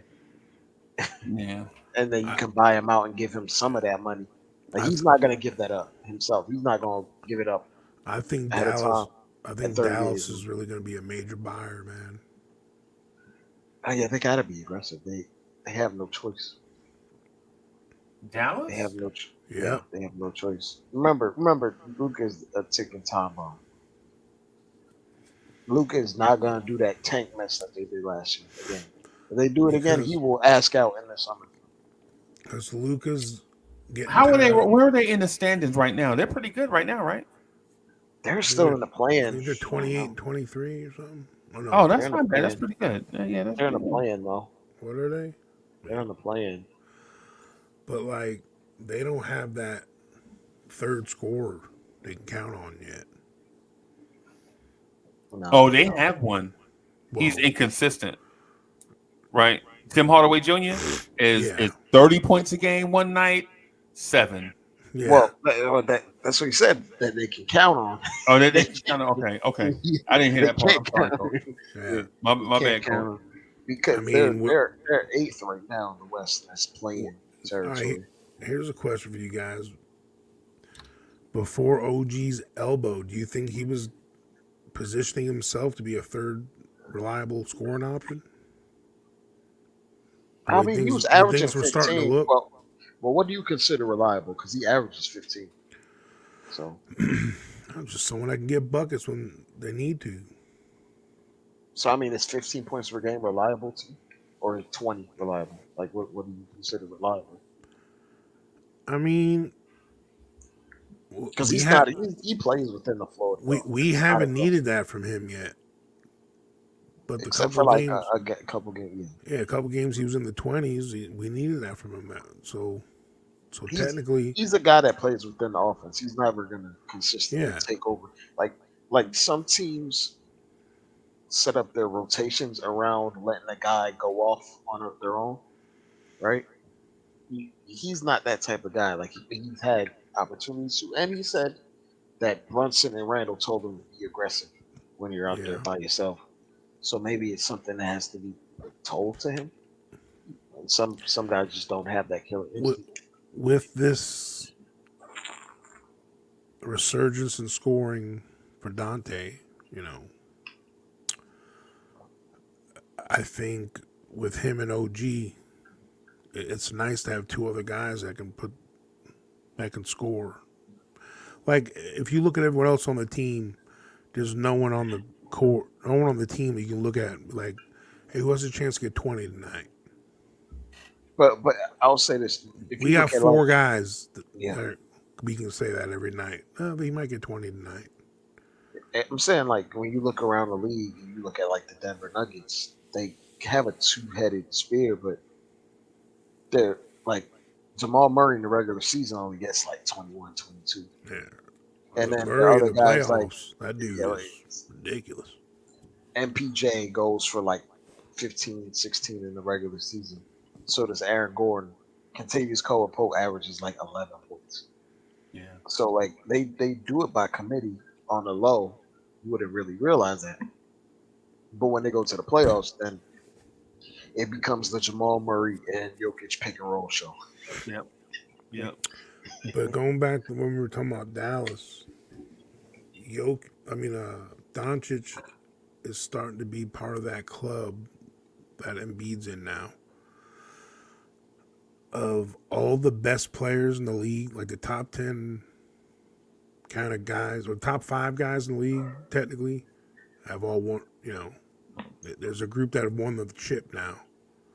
And Doncic is part of that best player that hasn't won yet. I'll say this. Most guys don't win until they're age 27, 28. Like, look at Jordan. Right. Look at LeBron. Look at Giannis. Look at Jokic. Right. Like, they all won 27, 28. Yeah, I mean, he's hungry. Luka's, 25?